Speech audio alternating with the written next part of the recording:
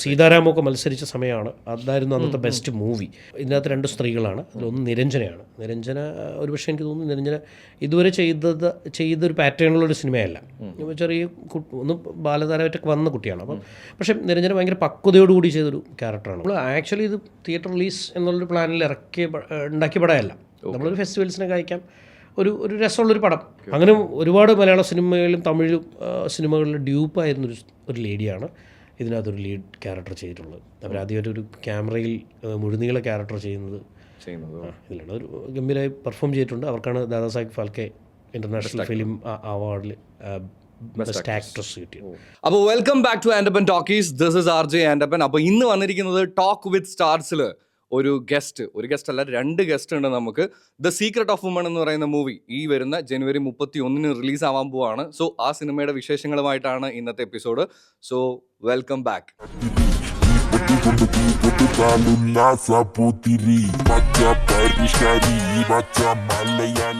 ഞാനൊരു 3 കഥാപാത്രങ്ങൾ പറയാം. VP Sathyan, Murali, RJ Shankar. ഈ 3 കഥാപാത്രങ്ങളും ജയേട്ടൻ എന്ന് പറയുന്ന ജയസൂര്യ ചേട്ടനോട് നമുക്ക് നമ്മുടെ മനസ്സിലേക്ക് എന്നും ഓർത്തിരിക്കുന്ന 3 കഥാപാത്രങ്ങളാണ്. ഈ 3 കഥാപാത്രങ്ങളെയും നമുക്ക് തന്നൊരാൾ, അല്ലെങ്കിൽ ഞാൻ മുമ്പ് ഒരു ഇൻ്റർവ്യൂവിൽ അദ്ദേഹം പറയുന്ന ഒരു ഡയലോഗ് കേട്ടിട്ടുണ്ട്. അതായത് ഞാൻ ചെയ്ത സിനിമകളെക്കാൾ ഓരോ കഥാപാത്രങ്ങളും ജനങ്ങളുടെ മനസ്സിലുണ്ടാവുക അല്ലെങ്കിൽ അത് ഓർത്തിരിക്കുക എന്ന് പറയുന്നതാണ് ഡയറക്ടർ എന്ന രീതിയിൽ എനിക്കുള്ള ഏറ്റവും വലിയ വിജയം എന്ന് പറഞ്ഞിട്ടുള്ള ഒരാൾ.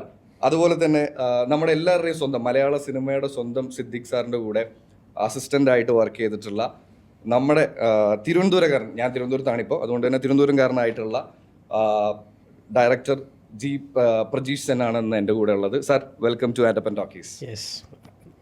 ഇനി എനിക്ക് കുറച്ച് കാലമായിട്ട് പരിചയമുള്ള ഒരാളാണ്. കളർ പടം, ക്യൂൻ, ജനഗണമന, മേരി ആവാസനോ, RDX, അങ്ങനെ ഒരുപാട് സിനിമകളിലൂടെയാണ് പുള്ളിയെ ഞാനും കണ്ടിട്ടുള്ളത്, നിങ്ങളും കണ്ടിട്ടുള്ളത്. പക്ഷെ എന്നാൽ കുറച്ച് കാലം മുമ്പ് ഇപ്പോൾ മലയാളികളുടെ ഇടയിലൊക്കെ നമ്മൾ നോക്കുകയാണെന്നുണ്ടെങ്കിൽ നമുക്കുള്ള മറ്റൊരു സെക്കൻഡ് ഹോം പോലെയാണ് ബാംഗ്ലൂരിൽ കുറച്ച് കന്നഡ പടങ്ങളും അതുപോലെ തന്നെ ഒരു ചെറിയ ജോലിയൊക്കെ, ചെറിയ ജോലിയല്ല, ഡിസൈൻ എഞ്ചിനീയർ എന്നാണ് പറഞ്ഞത്. അതിനെക്കുറിച്ച് എനിക്ക് ചോദിക്കണം. എന്തായാലും ഡിസൈൻ എഞ്ചിനീയറിംഗ് ഒക്കെ ആയി ജീവിച്ചുകൊണ്ടിരുന്ന സമയത്ത് പെട്ടെന്ന് തോന്നുകയാണ്, ഇല്ല എന്നെ ആവശ്യമുള്ളത് അങ്ങ് മലയാള സിനിമയ്ക്കാണ് എന്ന് തോന്നി. അവിടുന്ന് നേരെ ഇങ്ങോട്ട് കേരളത്തിലേക്ക് വന്ന കൽപ്പറ്റക്കാരുടെ സ്വന്തം കണ്ണൻ. യെസ്. അപ്പോൾ എനിക്ക് നേരത്തെ മുമ്പ് പരിചയമുള്ള ഒരാളാണ് മിഥുൻ വേണുഗോപാൽ. ചേട്ടാ, welcome to the show. Thank you bro. അപ്പൊ കണ്ണൻ തന്നെയാണ് വിളിപ്പേര്? വീട്ടിലങ്ങനെ വിളിക്കാം. കൽപ്പറ്റയിലോ? കൂട്ടുകാരുടെ ഇടയില് മിഥുനെ വിളിക്കും. പിന്നെ കുറച്ച് മുതിർന്ന ആൾക്കാർ, ചെറുപ്പം പോലെ കാണുന്ന ആൾക്കാർ കാണും. ഓക്കെ. അപ്പൊ നിങ്ങൾ മസിൽ പിടിക്കരുത് കേട്ടോ. മാക്സിമം ഫ്രീ ആയിട്ട് നമുക്ക് കുപ്പിച്ചില്ലായിട്ട് അങ്ങോട്ട് ഇരിക്കാവുന്നതാണ്. അപ്പൊ സാർ, എനിക്ക് ആദ്യം സാറിനോട് തന്നെയാണ് ചോദിക്കാനുള്ളത്. തുടക്കം, നിങ്ങൾ രണ്ടുപേരും കൂടെ വന്നിരിക്കുന്ന ഒരു സീക്രട്ട് പറയാനാണെന്നുള്ളത് എനിക്കറിയാം. അപ്പൊ അതില് ഞാൻ നോക്കി കഴിഞ്ഞ് കഴിഞ്ഞപ്പോൾ Indian independent film festival 2023 best movie on woman, best director, best cinematography, അതുപോലെ തന്നെ 13th ദാദാസാഹിബ് ഫാൽക്കെ ഫിലിം ഫെസ്റ്റിവലിലും ബെസ്റ്റ് ആക്ട്രസും ഒഫീഷ്യൽ സെലക്ഷനും കിട്ടിയിട്ടുണ്ട്. അതുമാത്രമല്ല വേറെയും കുറേ അവാർഡ്സ് കിട്ടിയിട്ടുണ്ട്. സോ ആ മൂവി എന്താണ്? ആ മൂവി എന്നുള്ളതാണ് first question. The secret of woman എന്ന സിനിമയാണ്. അപ്പോൾ ഇത് ഞങ്ങൾ കോവിഡ് കാലത്ത് ശരിക്കും പറഞ്ഞാൽ അങ്ങനെ പ്ലാൻ ചെയ്തൊരു തുടങ്ങിയതാണ്. ശരിക്കും ഞാൻ ജേർണലിസ്റ്റായിരുന്നു. അപ്പം മാധ്യമപ്രവർത്തകനായിരിക്കെ കോഴിക്കോട് ആണ് ഞാൻ കൂടുതലും ജോലി ചെയ്തത്. അപ്പോൾ അവിടുന്ന് കൊച്ചിയിലേക്ക് വരുന്ന സമയങ്ങളിൽ ഞാൻ താമസിക്കുന്ന എൻ്റെ ഒരു ഫ്രണ്ട് പ്രദീപ് എന്ന് പറഞ്ഞ ഒരാളുടെ വീട്ടിലാണ് കഥ പറയാൻ വരുന്നതാണ്. ഡയറക്ടേഴ്സിനോടത്തും ഒക്കെ കഥ പറയാൻ, ആക്ടേഴ്സിനെ കാണാനും ഒക്കെ ആയിട്ട് കഥ പറയാൻ വേണ്ടി ഈ വീക്കെൻഡുകളിൽ വരും. അപ്പം അങ്ങനെ വരുമ്പോൾ മറൈൻ ഡ്രൈവിൽ ഞങ്ങളിരുന്ന് ഇങ്ങനെ കഥകൾ പറഞ്ഞുകൊണ്ടേയിരിക്കും. നേരം വെളുക്കുന്നവരൊക്കെ സംസാരിക്കാറുണ്ട് ഈ പ്രദീപ്. അപ്പോൾ അങ്ങനെ ഒരിക്കൽ അദ്ദേഹം എന്നോട് പറഞ്ഞൊരു കഥയാണ് ഈ സീക്രട്ട് ഓഫ് വുമണിന് ആധാരമായ കഥ എന്ന് പറയുന്നത്. ഒരു രസമുള്ളൊരു എനിക്ക് ഭയങ്കര ഇഷ്ടപ്പെട്ടു അതിനകത്ത് പറഞ്ഞ കണ്ടൻറ്റ്. അത് പക്ഷേ അതിനുശേഷം ഞാൻ സിനിമയിൽ വന്ന് ഏതാണ്ട് 8 കൊല്ലം കഴിഞ്ഞിട്ടാണ് ഞാൻ അങ്ങനെ ആ സബ്ജക്റ്റ് ആലോചിക്കുന്നത്. കാരണം കോവിഡൊക്കെ വന്ന് നമ്മൾ വീട്ടിൽ ഇങ്ങനെ വെറുതെ ഇരിക്കുന്ന സമയത്ത് ആലോചിച്ച് ആ സബ്ജക്റ്റ് ഒന്ന് എഴുതിയാലോ എന്ന് ആലോചിച്ച് അങ്ങനെ എഴുതിയാണ് ഈ സിനിമ. ഇതിനകത്ത് ഒരു ചെറിയ സീക്രട്ട് ഉണ്ട്. ആ സീക്രട്ട് പറയാൻ പറ്റില്ല. സീക്രട്ട് കണ്ടു തന്നെ അറിയണം അല്ലേ സാർ? അതെ. ഓക്കെ. മിഥുൻ ചേട്ടാ, എങ്ങനെയാണ് സിനിമയിലേക്ക് എത്തിയത്? ഈ സിനിമയിലേക്ക് എന്ന് വെച്ചാൽ ഞാൻ പ്രേക്ഷകരുടെ തൊട്ട് മുന്നത്തെ സിനിമയിൽ വർക്ക് ചെയ്തിട്ടുണ്ടായിരുന്നു. ആ കോമ്പിനേഷൻ കൂടി ഞാൻ ചോദിക്കാനുണ്ട്, അത് ഞാൻ ചോദിക്കാം. വെള്ളം എന്ന് പറഞ്ഞ സിനിമയാണ്.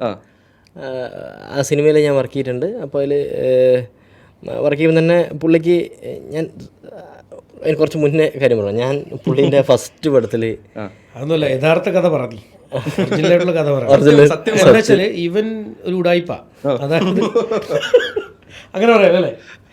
അതായത് ഇവൻ എൻ്റെ എനിക്കറിയത്തില്ല, ഫസ്റ്റ് പടം ചെയ്യുമ്പോൾ ഇവൻ നമ്മുടെ അനുസിത്താരയുടെ വിഷ്ണുവിൻ്റെ ഫ്രണ്ടാണ്. അപ്പോൾ ഇവൻ എന്ത് ചെയ്തെന്ന് വെച്ചാൽ ക്യാപ്റ്റനിൽ വന്നു മേക്കിംഗ് വീഡിയോ ചെയ്യാൻ വേണ്ടിയിട്ട്. എനിക്കറിയത്തില്ലേ, മേക്കിംഗ് വീഡിയോക്ക് ഒരാൾ വന്നു ചെയ്യുന്നു. ആൾ മേക്കിംഗ് വീഡിയോ എന്നൊക്കെ പറഞ്ഞാൽ അവിടെ ക്യാമറ ആയിട്ട് നടക്കുന്നു. ഒരു സാധനവും ഇവൻ്റെ ക്യാമറ പതിയുന്നില്ല, ഇവൻ്റെ ഒന്നുമില്ല, കാരണം ഇവന് ആ പണി അറിയത്തില്ല. അപ്പോൾ ഇവൻ നൈസായിട്ട് നുഴഞ്ഞ് ലൊക്കേഷനിൽ കയറാൻ വേണ്ടി ഒരു ക്യാമറയായിട്ട് ഇവൻ വന്നതാണ്. അങ്ങനെയാണ് ഇവൻ വന്നത്. എൻ്റെ ബ്രദറിൻ്റെ ഭയങ്കര പെറ്റായി മാറി. അങ്ങനെയാണ് ഞാൻ ഇവനെ പരിചയപ്പെടുന്നത്. ഫസ്റ്റ് അങ്ങനെയാണ് മിഥുനെ എനിക്ക് അറിയുന്നത്. അങ്ങനെയല്ലേ? അങ്ങനെയാണ്. അതെ, ഞാൻ എൻ്റെ കഥയിൽ തെറ്റുണ്ടോ അല്ല, അങ്ങനെയാണ് വന്നത്. പക്ഷേ ശരിക്കും മിഥുൻ എന്ന് പറയുന്ന ഒരു ആർട്ടിസ്റ്റിൻ്റെ കഴിവ് നമുക്ക് അറിയില്ലായിരുന്നു. കാരണം ഒരാളെ വർക്ക് ചെയ്യിപ്പിച്ച് നോക്കുമ്പോഴാണ് അറിയുന്നത്. ഞാൻ എപ്പോഴും പറയാറുള്ളതാണ്, ഒരു സിനിമ കൊണ്ടൊന്നും ഒരു ഡയറക്ടർക്ക് ഒരാളെ ചിലപ്പോൾ തിരിച്ചറിയാൻ പറ്റിക്കൊള്ളണമെന്നില്ല. നമുക്ക് അയാളുടെ ഡെപ്ത് മനസ്സിലാവണം, നല്ല ഒന്നോ രണ്ടോ ക്യാരക്ടേഴ്സ് ചെയ്യുമ്പോഴായിരിക്കും. അപ്പോൾ എനിക്ക് ഒബിയസ്ലി അടുത്ത പടത്തിനകത്ത് എനിക്ക് കൊള്ളാവുന്നൊരു വേഷം കൊടുക്കാൻ പറ്റിയെന്നല്ല, അവൻ നന്നായി ചെയ്തു വെള്ളത്തിനകത്ത്. അതിനുശേഷം ആണ് നമ്മൾ ഇങ്ങനൊരു സബ്ജക്റ്റ് ആലോചിച്ചപ്പോൾ തീർച്ചയായും അത് മിഥുനിലേക്ക് എത്തിയത്. കാരണം മിഥുൻ നന്നായി നല്ല ടൈമിംഗ് ഒക്കെ ഉള്ളൊരു ആർട്ടിസ്റ്റാണ്, കൊള്ളാവുന്ന ഒരാളാണ്. അത് ഞാൻ വളരെ ജെന്യൂനായിട്ട് പറയുന്നത് കേട്ടോ. ഞാനത് ശ്രദ്ധിച്ചിട്ടുള്ളതാണ്. എന്ന് വെച്ച് കഴിഞ്ഞാൽ നമുക്ക് ഈ നെഗറ്റീവ് റോൾ ചെയ്യുന്ന സമയത്ത് ശരിക്കും നമുക്ക് ചിലപ്പോൾ സ്ക്രീനിൽ കാണുന്ന സമയത്ത് ഒരെണ്ണമൊക്കെ കൊടുക്കാനൊക്കെ ഇങ്ങനെ ചിലപ്പോൾ തോന്നുമല്ലോ, ഒരു ഇറിറ്റേറ്റിംഗ് ഫീൽസ് ഒക്കെ ചില സീൻസിലെ മറ്റേ RDXലെ സീനിലൊക്കെ ശരിക്കും ബ്രോ നല്ല ഇറിറ്റേറ്റിംഗ് സ്വഭാവമൊക്കെ കാണിക്കുന്നില്ല. എന്ന് വെച്ച് കഴിഞ്ഞാൽ നമുക്ക് കാണുമ്പോൾ ശരിക്കും ഇവരിട്ട് ഒരെണ്ണം കൊടുത്താലോ എന്നുള്ളൊരു ഫീലൊക്കെ നമുക്ക് തോന്നുമായിരുന്നു. അത് ആ സീൻ മാത്രമല്ല, എനിക്ക് ഇപ്പോഴും ഓർമ്മയുണ്ട്, കളർപ്പടം ഞാൻ കണ്ടിട്ടുണ്ട്. അതിൽ വളരെ സിമ്പിൾ ആയിട്ടുള്ള കുറച്ച് സീനുകളെങ്കിലും ആ മറ്റേ കൈ ആണെങ്കിൽ ഞാൻ എൻ്റെ ഇപ്പോഴും ആ സ്റ്റിക്കറും ഇരിപ്പുണ്ട്, ആ കൈ ഇങ്ങനെ കാണിച്ചു പോകുന്ന സീൻസ്, അതൊക്കെ ഭയങ്കര ഒരു എപ്പോഴും നമ്മുടെ മനസ്സിൽ ഓർത്തിരിക്കുന്ന സംഭവമാണ്. കാപ്പയിൽ ഒരടി കിട്ടുന്നുണ്ട് പൃഥ്വിരാജിന്റെ. ശരി അത് ചോദിച്ചു വാങ്ങുന്നതാണ്. അത് ശരിയാട്ടോ. അപ്പൊ അങ്ങനെ നോക്കുമ്പോ ആ ഒരു സംഭവം ഉണ്ട്. ഇനി ഞാൻ അപ്പോഴും ഈ സിനിമയിലേക്ക് എത്തിയത്, അതെ, ഞാൻ പ്രഷറിനോട് അന്ന് ക്യാപ്റ്റനിൽ അന്ന് കയറിയതാണ്. അതിനുശേഷം പുള്ളി ചെയ്ത ഒരു 95% വർക്കുകളിൽ ഞാനുണ്ട്. അത് ടെക്നിക്കലായിട്ടാണെങ്കിലും അഭിനയിക്കുകയാണെങ്കിലും. അപ്പോൾ പുള്ളി അവസാനം ചെയ്ത ഹൗഡിയനിൽ മാത്രം എനിക്ക് ചെയ്യാൻ പറ്റില്ല. പക്ഷേ പുള്ളി ചെയ്ത ഹിന്ദി പടം റോക്കറ്ററിയിലടക്കം ഞാൻ വർക്ക് ചെയ്തിട്ടുണ്ട്. ഇനി അങ്ങോട്ട് വർക്ക് ചെയ്യും. ഞാനത് എൻ്റെ കുറച്ച് കഴിഞ്ഞിട്ടുള്ളൊരു ചോദ്യമായിരുന്നു. അതായത് ഒരു ആക്ടറിനെ ഡയറക്ടർ പിന്നെയും യൂസ് ചെയ്യണമെന്നുണ്ടെങ്കിൽ അതിൽ എന്തെങ്കിലും ഒരു വിശ്വാസവും ആ സംഭവങ്ങളൊക്കെ നമുക്ക് തോന്നണമല്ലോ. ഓക്കെ, ഇവൻ കൊള്ളാം, ഇവനെ നമുക്ക് യൂസ് ചെയ്യണം എന്നുള്ളൊരു സാധനം. എന്താണ് അങ്ങനെ മിഥുൻ ചേട്ടനിൽ കണ്ടിട്ടുള്ളൊരു സംഭവം? തീർച്ചയായും ഒന്ന്, മിഥുൻ നല്ല ഡെഡിക്കേറ്റഡ് ആണ്, ആൾക്ക് ഭയങ്കര ഇൻട്രസ്റ്റാണ് സിനിമയോട്. അപ്പം മിഥുൻ ഇരിക്കുന്നതുകൊണ്ട് പറയുന്നതല്ല, സിനിമ എപ്പോഴും നമ്മൾ, അപ്പോൾ ഞാനൊക്കെ ഒരുപാട് ആഗ്രഹിച്ച സിനിമയിൽ വന്നതാണ്. നമുക്ക് അങ്ങനെ ഗോഡ് ഫാദേഴ്സ് ഇല്ല. എനിക്ക് സിദ്ദീഖ് സാർ തന്നൊരു ഓപ്ഷനിലാണ് ഞാൻ സിനിമയിലേക്ക് പെട്ടെന്ന് വരാനുള്ള കാരണം. അല്ലെങ്കിൽ നമ്മൾ ഒരുപാട് ട്രൈ ചെയ്ത് ഒരുപാട് കാലം കഥ പറഞ്ഞും ഒക്കെ നടന്നതാണ്. അപ്പോൾ അദ്ദേഹം എനിക്കൊരു അവസരം തന്നുകൊണ്ട് ഞാൻ സിനിമയിലേക്ക് പെട്ടെന്ന്, അപ്പോൾ നമുക്കും ആർക്കെങ്കിലുമൊക്കെ നമുക്ക് പറ്റുന്നവരെ കണ്ടെത്തി കൊടുത്താൽ അത് വലിയ സന്തോഷമായിട്ടാണ് ഞാൻ കാണുന്നത്. അപ്പോൾ അതിൽ എനിക്ക് പരിചയമുള്ള, എനിക്ക് എപ്പോഴും കംഫർട്ടബിൾ, എനിക്ക് അറിയുന്ന ആൾക്കാരായിരിക്കും ഒരു ക്യാരക്ടർ. ഇപ്പോൾ നമ്മൾ എഴുതുന്ന സമയത്ത് ഇത് മിഥുൻ ചെയ്താൽ കൊള്ളാമെന്ന് വിചാരിച്ച് എഴുതിയാൽ അത് മിഥുന് ചെയ്യാൻ പറ്റും. അപ്പോൾ അങ്ങനെ അറിഞ്ഞ് എഴുതാൻ എനിക്ക് പറ്റിയിട്ടുണ്ട്. അപ്പോൾ ഹോഡിൻ്റെ കാര്യം പറഞ്ഞപ്പോഴത്തേക്ക് ഞാൻ മിഥുനും അങ്ങനെ ഒരു ചെറിയൊരു വേഷം കൊടുക്കേണ്ട കാര്യമില്ല എന്ന് എനിക്ക് തോന്നിയതുകൊണ്ടാണ്. കൊള്ളാവുന്ന വേഷം ചെയ്യാൻ കപ്പാസിറ്റി ഉള്ള ഒരാളാണ്. അത് നല്ല ഒരു ആർട്ടിസ്റ്റാണ്. ഒരുപക്ഷെ അടുത്ത വർഷം നിങ്ങൾ ഈ ഇൻ്റർവ്യൂ അതിന് വിളിക്കുമ്പോഴത്തേക്ക് അവനൊരു എന്താണ് കുറച്ചും കൂടി അറിയപ്പെടുന്ന നല്ല വേഷങ്ങൾ ചെയ്ത ഒരാളായിരിക്കും ഉറപ്പായിട്ടും, എനിക്ക് വിശ്വാസമുണ്ട്. അപ്പോൾ ഈ സിനിമയിലെ ക്യാരക്ടറിനെ കുറിച്ച് പറയാൻ പറ്റുമോ? അതെ, ഇപ്പോൾ ഈ സിനിമയെക്കുറിച്ച് പുള്ളി പറഞ്ഞിട്ട് പറയുമ്പോൾ കുറച്ച് ബെറ്റർ എന്നാലും കുഴപ്പമില്ല. അത് ബേസിക്കലി ഈ സിനിമ എന്ന് പറയുന്നത് 2 സ്ത്രീകളുടെ ലൈഫിൽ സംഭവിക്കുന്ന കാര്യങ്ങളാണ്. അപ്പോൾ ഈ രണ്ട് ടെറൈനിൽ ജീവിക്കുന്ന 2 സ്ത്രീകൾ, ഇപ്പം അർബനും റൂറലായിരിക്കും, അല്ലെങ്കിൽ സിറ്റി വില്ലേജ് പോലത്തെ ഒരു സ്ഥലത്ത്. അപ്പം അവരുടെ ജീവിതത്തിലേക്ക് വരുന്ന 2 മെയിൽ ക്യാരക്ടേഴ്സ് ഉണ്ട്. അപ്പോൾ അതിലൊരു ക്യാരക്ടറായിട്ടാണ് ഞാൻ ചെയ്തത്. അപ്പം മേ ബി ഒരു ലൈഫിൽ ഫുൾ ഒരു എല്ലാ ഹോപ്പും പോയി മുന്നോട്ട് എന്ത് ചെയ്യണമെന്ന് അറിയാതെ നിൽക്കുന്നൊരു പോയിന്റിൽ നമ്മൾ ചില റോങ് ഡിസിഷൻ എടുക്കുമല്ലോ. അങ്ങനെ ഒരു റോങ് ഡിസിഷൻ എടുത്ത് ചിലപ്പം അത് പാളിപ്പോയി വീണ്ടും ഓക്കെ ലൈഫിൽ എന്തൊക്കെയോ ഹോപ്പ് ഉണ്ട്, നമ്മൾ ലൈഫ് കുറച്ചും കൂടി ഫർദർ ഉണ്ട് നിന്ന് നമ്മൾ ഹോപ്പായിട്ട് ഒരു കോൺഫിഡൻസോടെ ജീവിക്കാൻ തുടങ്ങുന്നതായിരിക്കാം ചിലപ്പോൾ. ഞാൻ ഈ ട്രെയിലറിൽ അതിൻ്റെ കമൻറ്റ് സാർ ശ്രദ്ധിച്ചിട്ടുണ്ടായിരുന്നോ എന്നറിയില്ല, എല്ലാവരും കുറച്ച് അതിനകത്ത് ഇട്ടുള്ള ഒരു സാധനമാണ്. അതായത് അതിൻ്റെ ലാസ്റ്റിൽ നമ്മുടെ ടൈറ്റിൽ പിന്നെയും വരുന്ന സമയത്ത് ദ സീക്രട്ട് ഓഫ് ആദ്യം മെൻ എന്ന് എഴുതി കഴിഞ്ഞാണ് വുമൺ എന്ന് വരുന്നത്. അതിൻ്റെ പുറകിലുള്ള സീക്രട്ട് എന്താണ് എന്ന് ചോദിച്ചാൽ ഉത്തരം പറയുമെന്ന് എനിക്കറിയില്ല. എന്നാലും അല്ല അങ്ങനെ അല്ല, ഞാൻ പറഞ്ഞപ്പോൾ എല്ലാ രഹസ്യങ്ങളും ഇപ്പം ആകെപ്പാടെ ഇവിടെ നമുക്ക് എല്ലാവർക്കും അറിയാവുന്ന പോലെയാണ്. പിന്നെ സ്ത്രീകളും പുരുഷന്മാരും ഉള്ളൊരു സമൂഹത്തിൽ എന്താണ് ഒരു ക്രൈം നടന്നാലും ഒരു നല്ല കാര്യം നടന്നാലും ഇതിൽ പാർട്ടാവാൻ രണ്ടുപേരും ഉണ്ടാവുള്ളൂ. മനസ്സിലായില്ലേ? അപ്പോൾ ഇതിനകത്ത് ഒരു പ്രധാനമായ ഒരു സ്ത്രീയാണ്. കുറച്ച് എന്തെങ്കിലും പറഞ്ഞു കഴിഞ്ഞാൽ അറിയാതെ സിനിമയുടെ എല്ലാം പറഞ്ഞു പോകുന്നില്ല. പറയാമെന്ന് പറയാമല്ലോ. ഒരു പെൺകുട്ടിയുടെ ലൈഫിലേക്ക് കുറച്ച് പേര് പല ഘട്ടങ്ങളിലായിട്ട് കയറി വരുന്നതാണ്. അപ്പോൾ അതിൽ പുരുഷന്മാരുണ്ട്, സ്ത്രീകളുണ്ട്. അപ്പോൾ നമ്മൾ ലൈഫ് ചേഞ്ച് ചെയ്യുന്ന, ഓരോരുത്തരുടെയും ലൈഫ് ചേഞ്ച് ചെയ്യുന്ന ഓരോ വ്യക്തികൾ വരുമ്പോഴാണ്. നമ്മൾ എല്ലാ ഇൻസിഡൻറ്റിനും പിറകിലൊരു വ്യക്തി ഉണ്ടാവുമല്ലോ. അപ്പോൾ എല്ലാവരുടെയും ജീവിതത്തിൽ ചേഞ്ചുകൾ വരുത്തുന്നത് ഓരോ മനുഷ്യരാണ്. ഒരു ബ്രെയിൻ അധികമായി നമുക്ക് ചുറ്റും വരുമ്പോഴാണ് നമ്മളുടെ ശരിക്കും പറഞ്ഞാൽ നമ്മുടെ ഘടന തന്നെ മാറുന്നത്. ഇപ്പോൾ കഴിഞ്ഞ ദിവസം തന്നെ ആ കൊലപാതകം നടത്തിയ അയാളോടൊരു മന്ത്രവാദി പറഞ്ഞപ്പോഴാണ് അയാൾ മാനിപ്പുലേറ്റ് ചെയ്യപ്പെട്ടു. അപ്പം അത് നല്ല ആൾക്കാരുണ്ട്. അപ്പോൾ നമ്മുടെ നല്ലൊരു ഫ്രണ്ട്, നല്ലൊരു വൈഫ്, അല്ലെങ്കിൽ നല്ലൊരു കാമുകി, അല്ലെങ്കിൽ നല്ലൊരു സുഹൃത്ത് ഒക്കെ ഉണ്ടെങ്കിൽ ഒരാളെ മാനിപ്പുലേറ്റ് ചെയ്യാൻ പറ്റും, നല്ല രീതിയിലും മോശമായിട്ടും ചീത്തയായിട്ടും. അതെ അതെ. അപ്പോൾ അങ്ങനത്തെ ഒരു പരിപാടിയാണ് ഇതിൻ്റെ പിന്നിൽ. അതാണ് ആ ഒരു ടൈറ്റിൽ, ആ സംഭവം. ബാക്കി ഞാൻ എല്ലാ സിനിമകളിലൂടെ കാണാം അല്ലേ? ഓക്കെ സർ, ജയസൂര്യ ചേട്ടൻ ഇല്ലാതെയുള്ള ഒരു മൂവി, ഫസ്റ്റ് മൂവി റിലീസാണ്. അപ്പോൾ എങ്ങനെയാണ് അതിലേക്ക് വന്നതിൻ്റെയും കൂടെ ഒരു കാര്യം? കാരണം എപ്പോഴും 3 പടങ്ങളിലും നായകനായിട്ട് ചേട്ടൻ ഉണ്ടായിരുന്നു. അവിടെ നിന്നാണ് ഈ ഒരു മാറ്റം. ചേട്ടനെ ഒബ്വിയസ്ലി നമ്മൾ സുഹൃത്തുക്കളുണ്ട്. ഇന്നും വിളിച്ചിട്ടുണ്ട്, നാളെ ദുബായിലാണ് ഉള്ളത്. അപ്പോൾ ഞാൻ ഇതിൻ്റെ അപ്ഡേറ്റ്സ് ഒക്കെ പറയാറുണ്ട്. ഓക്കെ ചെയ്യാൻ നമ്മൾ അടുത്ത സുഹൃത്തുക്കളാണ്. ചേട്ടനായിട്ടും ഞാൻ സിദ്ദിഖ് സാറിനോട് വർക്ക് ചെയ്യുമ്പോഴാണ് ആദ്യമായിട്ട് പുള്ളിനെ ക്ലോസ് ആയിട്ട് പരിചയപ്പെടുന്നത്. പിന്നെ എൻ്റെ ആദ്യത്തെ പടത്തിൽ വന്നപ്പോഴത്തേക്ക് ഞാനിപ്പോൾ മിഥുൻ്റെ കാര്യം പറഞ്ഞ പോലെ തന്നെ നമുക്ക് ആദ്യത്തെ പടം കഴിഞ്ഞപ്പോഴാണ് മനസ്സിലായത് പുള്ളിയുടെ സ്ട്രെങ്തും വീക്ക്നെസ്സും ഒരു ആർട്ടിസ്റ്റിനെ കൊണ്ട് നമുക്ക് എന്ത് ചെയ്യിപ്പിക്കാൻ പറ്റും എന്നുള്ള ഒരു സാധനം. അപ്പോൾ നമ്മൾ നല്ല സിങ്കായി. ആ സിങ്കായതുകൊണ്ടാണ് വെള്ളം എന്നുള്ള രണ്ടാമത്തെ സിനിമ ഭയങ്കര ഫ്ലെക്സിബിളായ ഒരു സിനിമ ഉണ്ടായത്. കാരണം എനിക്ക് കുറച്ചും കൂടി പുള്ളീനെ മനസ്സിലാക്കാൻ പറ്റി, പുള്ളിക്ക് എന്നെയും ഒരു ഗീവ് ആൻഡ് ടേക്ക് അങ്ങനെ നല്ലൊരു ബന്ധം ഉണ്ടാവുന്നതാണ്. അപ്പോൾ അതുകൊണ്ട് തന്നെ പുള്ളി പിന്നെ സജസ്റ്റ് ചെയ്താണ് ഞാൻ മേരിയ വാസുദേവൻ എന്നുള്ള പടം ചെയ്യുന്നത്. അദ്ദേഹം തന്നെ ഇഷ്ടപ്പെട്ട് പറഞ്ഞൊരു ആ ഒരു സബ്ജക്റ്റ് ആണ് മേരിയ വാസുദേവനിലേക്ക് പോയത്. പിന്നെ അടുത്ത സിനിമകളിലേക്ക് നമ്മൾ ഒരുമിച്ച് നമ്മൾ തന്നെ തീരുമാനിച്ചു. ഇതും എല്ലാ വർഷവും ഓരോരോ പടം വെച്ച് നമുക്ക് ആൾക്കാർക്ക് പോകാൻ അതെ അത്രേ ഉള്ളൂ. നമ്മൾ തമ്മിൽ സബ്ജക്റ്റ് പറയാതിരിക്കുകയോ ഒന്നുമില്ല. നമ്മൾ ഏറ്റവും കംഫർട്ടബിളാണ്. ഇനി വരുന്നൊരു സബ്ജക്റ്റ് കൊള്ളാവുന്നൊരു സാധനം നമുക്ക് രണ്ടുപേർക്കും അത്രയും നന്നായി പെർഫോം ചെയ്യാൻ പറ്റും, രണ്ടുപേർക്കും പെർഫോം ചെയ്യാൻ പറ്റണം. അങ്ങനത്തെ ഒരു പടമായിരിക്കും നമ്മൾ ഇനി ചെയ്യുന്നത്. എന്നാൽ ഞാനൊരു സീക്രട്ട് ചോദിക്കട്ടെ. ഇനി അടുത്തൊരു പടം, അതായത് ഇപ്പോൾ ആസിഫിക്കായിട്ടുള്ളത് കഴിഞ്ഞ് കഴിഞ്ഞാൽ ഇനി അടുത്ത് ചിലപ്പോൾ ജയേട്ടനുമായിട്ട് തന്നെ ആയിരിക്കുമോ? അല്ല, അത് പറയാൻ പറ്റില്ല. കാരണം പുള്ളിക്ക് ഒരുപാട് കമ്മിറ്റ്മെന്റ്. കാരണം പുള്ളി 3 വർഷമായിട്ട് വേറൊരു പ്രോജക്റ്റിന്റെ പിന്നാലെയാണ്. അത് കാരണം 3 വർഷമായിട്ട് പുള്ളിക്ക് ഒരുപാട് പ്രോജക്റ്റുകൾ പെൻഡിങ് ഉണ്ട്. അപ്പോൾ സ്വഭാവം നല്ല സബ്ജക്റ്റ് ആണെങ്കിൽ നമ്മൾ തമ്മിൽ വരും. പറഞ്ഞിട്ടുണ്ട് ഇപ്പോൾ ഏതെങ്കിലും കഥകളൊക്കെ? ഇല്ല, നിലവിൽ പറഞ്ഞു വെച്ച കഥയൊന്നുമില്ല. അദ്ദേഹത്തിനോട് ഒരു പ്രശ്നം, കഥ പറയാൻ പറ്റില്ല. കഥ പറഞ്ഞ് ലോക്കായി കഴിഞ്ഞാൽ പിന്നെ സ്വയം ഉണ്ടാവില്ല. നമ്മൾ പിന്നെ അത് ഇങ്ങനെ ചർച്ച ചെയ്ത് നമ്മളിങ്ങനെ ഡെവലപ്പ് ചെയ്തുകൊണ്ടിരിക്കും. എപ്പോഴും ഇടയ്ക്കിടയ്ക്ക് വിളിച്ചുകൊണ്ടിരിക്കും. എന്തായി അതിൻ്റെ കാര്യങ്ങൾ എങ്ങനെ ചോദിക്കും. പുള്ളി എപ്പോഴും ചിന്തിച്ചുകൊണ്ടിരിക്കും. ഭയങ്കര ഇൻവോൾവ് ആണ്, അതിനകത്ത് ഭയങ്കര ഇൻവോൾവ്മെൻ്റ് ഉള്ള ആളാണ്. അപ്പോൾ അതുകൊണ്ട് കഥയൊന്നും പറഞ്ഞു വെച്ചിട്ടില്ല. ഇനി മിഥുൻ ചേട്ടനിൽ ഞാൻ ശ്രദ്ധിച്ചിട്ടുള്ള ഒരു കാര്യം എന്താണെന്ന് വെച്ച് കഴിഞ്ഞാൽ കിട്ടിയിട്ടുള്ള ക്യാരക്ടേഴ്സിൽ കൂടുതലും ഒരു ചെറിയ നെഗറ്റീവ് ഷെയ്ഡ്സുകളുള്ള ക്യാരക്ടേഴ്സാണ്. അതെങ്ങനെയാണ് അതിലേക്ക് വന്നിട്ടുള്ളത്? എങ്ങനെയാണ് അത് ചെയ്യാൻ പറ്റിയിട്ടൊക്കെ ഉള്ളത്? സത്യം പറഞ്ഞാൽ എങ്ങനെ അതിലേക്ക് എത്തിയെന്ന് അറിയില്ല. ഞാൻ എന്നുള്ള വ്യക്തി അങ്ങനെ ആൾക്കാരെല്ലാവരും വിളിച്ചിട്ട് എനിക്കറിയില്ല. ഞാൻ ക്വീൻ്റെ ഓഡീഷനൊക്കെ അറ്റൻഡ് ചെയ്തു.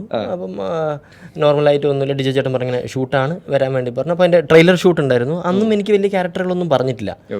ഒരു ദിവസം ഒരു പർട്ടിക്കുലർ ഇതിലിങ്ങനെ നടന്നുകൊണ്ടിരിക്കുമ്പം പെട്ടെന്നൊരു ഒരാൾ അയാൾക്ക് വേറെ ഏതൊരു കമ്മിറ്റ്മെൻ്റ് ആയിട്ട് അയാൾ അവിടെ നിന്ന് പോയി.